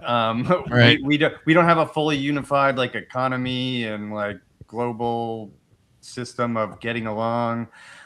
We can't fully control all the energy of the planet. So would they tell us? Maybe they can, maybe they can't. We're at this point of transition from into a Type 1 civilization. It's very dangerous. It's a very dangerous transition because you're dealing with a lot of energy, and also you're dealing with having to unite an entire species, an entire like conscious species, both of which are extremely dangerous. We could make it there in the next couple hundred years. And then I think we can start answering some of those questions. Somebody said this to me the other day. I can't remember who, but if humans like were just working together, like completely and fully, and had empathy with for each other, and they were able to, everyone's able to do what they do best and contribute to society as a whole. There's really nothing that we can't do. We're really that fascinating and that powerful. What's getting in our way is our current systems of economy and government, and we get into media control and all the egos. Ego is one of the biggest parts of it. Yeah, for sure. Mhm. And I just fucking wish that because I'm 44, I don't think I'm going to make it to the type 1 civilization where we can figure all this stuff out. And it's very disappointing to me. Maybe we'll get a fake alien invasion that'll unite everyone, and then we can start getting everything together. We need the Just spiritual remember, component, Regan, Dave. aren't these force already among us? You got to have We the need spiritual component. You know, Let's type do 1 a is not just CE5 about. event. It's What not just about a about CE5 technology. event, guys? Say that, Next Jason. I coming think that's in. important. Well, we got to have the spiritual component. I think that's what you were harping on. Type 1 is not just about tech, right? You know, I think when we study the lost civilization here on Earth, and this is to your point, Brian, about how I see an easy tie-in, man, with what people are already into. When you look at what we're talking about, this lost civilization, so many of the people who've spent their lives studying it, so much of what I have come across, but, you know, Graham Hancock, name all the guys, they'll lean into the fact that this was most likely a spiritually based, a sort of shamanic type civilization, right? They understood the 3D materialistic realm in a way which we today do not, right? So that's what puts us so far away from these tops. What I see, the correlation, Brian, that's so easy to sell, bro, is look, we have a narrative here on Earth about large people that built very large megalithic structures. I have in my work, I've run into American Indians, right? Chief Tuscaloosa himself was 8 feet tall, this bloodline that seems to be an amalgamation, it would seem, of some very tall people with some normal people, right?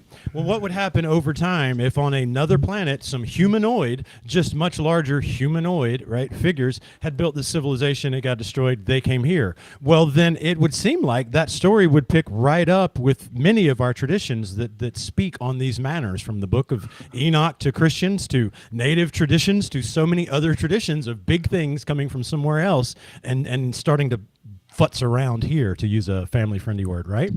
So Right. I think it fits, and I don't think we have to start going for, you know, people think aliens and woo, and oh, I got to go all these places. Like, you really don't. You can stick with humanoids. You can basically stick with humans, and you can take it much back further and deeper into time than we currently do. It's just my 2 cents on it, though.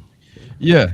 Megan, did you take the questions from the chat? There Have you got is- a summary of questions? No, we weren't able to copy and paste them. Oh. So I see one question here from there's a couple. Antonio. Yeah, I see a question from Antonio. here it is. It said, could Mars' electromagnetic field have been weakened by the same cause that made the planet lose its atmosphere? Anyone? You know, look, we can just say maybe, right? It's possible. From the shock of those big things that happened, I'm not going to talk about them. Well, We're going to talk about them next week. The question's getting answered next week. Mars We're going to talk about Dr. Brandenburg's atmosphere. predictions. It could have. Something like that could have caused it, Brian. Right. It's a But not question. that this doesn't- yeah. specific catastrophe. It could have, but the other 2 events, maybe. Relating it to what we just talked about today, the electric universe theory proposes that it is not gravity that controls the orbits of the planets. That it is electromagnetic force, and that every planet. This was Michael Claridge was just on Matt Bell explaining this. For those who want to know more, go listen to that. But essentially, what it boils down to is this: every planet in our solar system is connected with an invisible filament, electromagnetic filament, of which they can measure. Okay, this is not just woo. This is something that they can measure.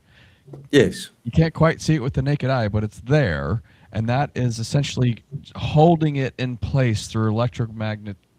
It's like a huge LAN. There's Still lines between the suns, the galaxies, the planets. It's like a massive network. It's like an Ethernet network. So if we're looking at the solar system more like electrical in nature, did the sun short circuit Mars and cause that Valles Marineris? It was this electrical, maybe it wasn't just a coronal mass ejection. Maybe it was this filament thing that just sort of supercharged it because it had an abundance of energy that day and just fed it down that filament. These are things that I'm kind of a dummy on, that people like Michael Claridge can better explain the possibilities here. but there is evidence to suggest that they are electromagnetically connected, and perhaps what we're looking at is a short-circuited planet. Yeah, and then what caused the Grand Canyon?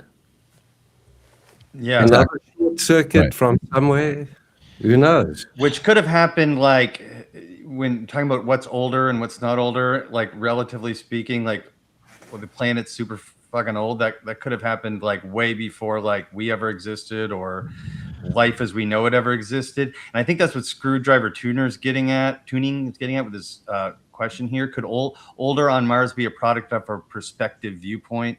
If it got blasted worse based on current potential, would it seem to show something older? And I think that's an interesting way to look at it.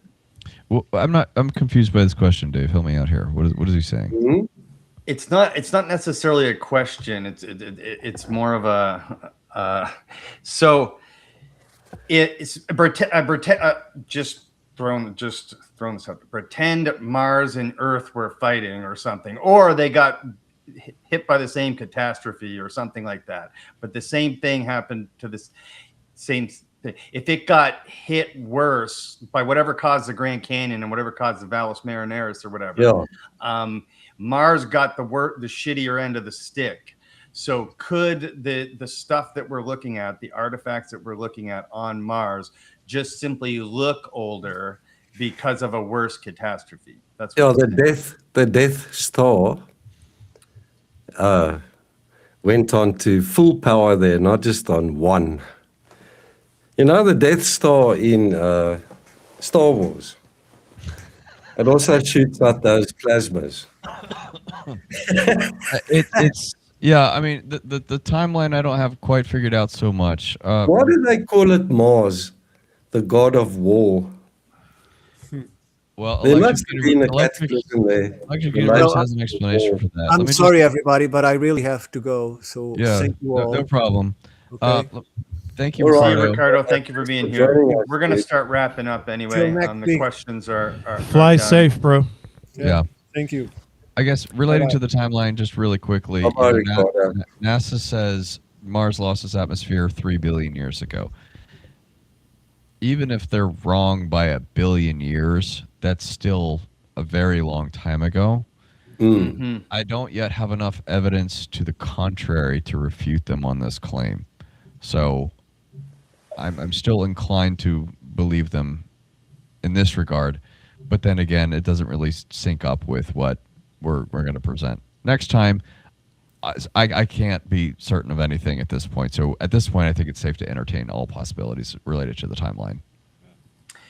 I totally agree. Because we're in speculation land now, you know.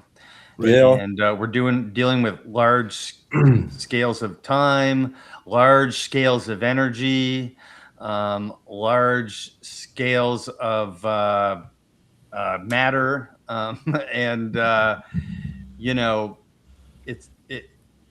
it's going to take a lot of coordination, and people like Jean and Brian, and I think what we're doing here as well, to put the whole picture together, you know? Yeah, man, we can only Yeah, take it that's so good. far, but we need to open it up to everybody else to like say, hey, look, what are we missing here? What are we doing here? Like, what do you guys think? Because intuitively, I think that enough people recognize that there's something going on here. They just need to see it. So it starts here. But So there's this guy. He's been all up in the chat. Adam M8136. He sent pretty much all of us some stuff. He sent me some stuff on, but it's a lot. It's heavy stuff, and so, but like you said, when we have these conversations, people like him and others can put their perspective in their 2 cents. But this guy. I really got to take some time with what this guy sent Right. because it's pretty. Thank you, Adam. Yeah, and thank you, Adam. I wanted to just thank everyone in the chat. The chat was totally hopping, like the Ricardo, Nina, Antonio, Adam, old Sutton Cicatrix there, Skywatch, Skywatch Signal, Screwdriver Tuning. I mean, we had a shitload of people who were here for this 3+ hour episode of Mars Disclosure Live, which I'm super grateful for. Mm. I'll put some outro music out as we go. I wanted to just say that I wish Sarah's cat was in here for longer. I really enjoyed that. I always appreciate when animals show up in the multiverse. They pick up on the good frequencies. We do too. If you have an animal, we want to meet it. Like that's how we are. Yeah. You can find Ricardo on X, Facebook, YouTube. Can you throw up his stuff, Megan? Sorry, yeah. I just wanted to say, if you haven't subscribed to anyone or on YouTube or on X who's in the panel, it really helps us out a lot. So that's Ricardo's stuff there. It's also in the description. Sarah and Jacqueline from Universe Unveiled, they just did their news show today at 1 o'clock. They do it, no, I think at 11:11, right? You guys do it at 11:11? We've been doing our live news about 1 o'clock Eastern every Sunday. Okay. Sorry, I've been jacking your time slot with breaking ancient news. We got to figure that out. You did that on purpose. But tell us what you guys are up to and what's going on in Universe Unveiled. Well, we just had a big guest that we recorded with last night. I gotta stay tight-lipped about it though. We recorded a good, interesting guest this morning, and so we got some good stuff coming on the way. Is what I'm driving at here. We're doing new episodes every other Wednesday, and we do our Sunday news segment every Sunday about 1. We've been doing it live, so everyone's welcome to come hang out, see what we've learned about over the week, and what the hot topics are in the alt history community. Yeah, and Sarah and Jacqueline are a super fun and unique combo. They're definitely two peas from different pods that found each other, and they're besties. So it's really a good time. So, Jason, why don't you go ahead and tell us what you're up to? We'll throw where everyone can find you down there at the bottom there. No, I don't want anybody to find me. I gave up people wanting to find me. It doesn't matter. No, Jason Huffman, you can find me at Shaman711 on YouTube. Come check out my series Antediluvian Alabama, where I find a lot of these anomalies like we're finding on Mars here in our home planet. I've also got a live streaming series, Finding Things Within and Without. I took the week off. I'll be back next week, and we'll start talking about this process of finding things both within yourself and here on this planet we all share. Thank you very much, Dave. You can also find him intermittently joining me for live streams because Jason likes to entertain me with my, we got to talk about this, man. Somebody's got to go live and talk about this. We did one about the 11, now 16 missing scientists, engineers, and whatnot. And we did the UFO documents. Yeah, we went totally through every single UFO file that was dropped. It was a good time. So you can also find him on my show, and I appreciate you joining me, buddy. Brian's been all over the place lately. His stuff showing up on Instagram, X, I think Facebook. I don't know if you're on Facebook right now, but you're doing videos a lot. You're putting a lot of different stuff out there. What's coming up next for Brian? Yeah, man, I'm just trying to get a video out every week, just in a more concise fashion for people to, understand what's going on with Mars. I got something coming out this week. I'm giving a cylinder update this week. Nice. You guys remember the cylinder we talked about? We got some updates there.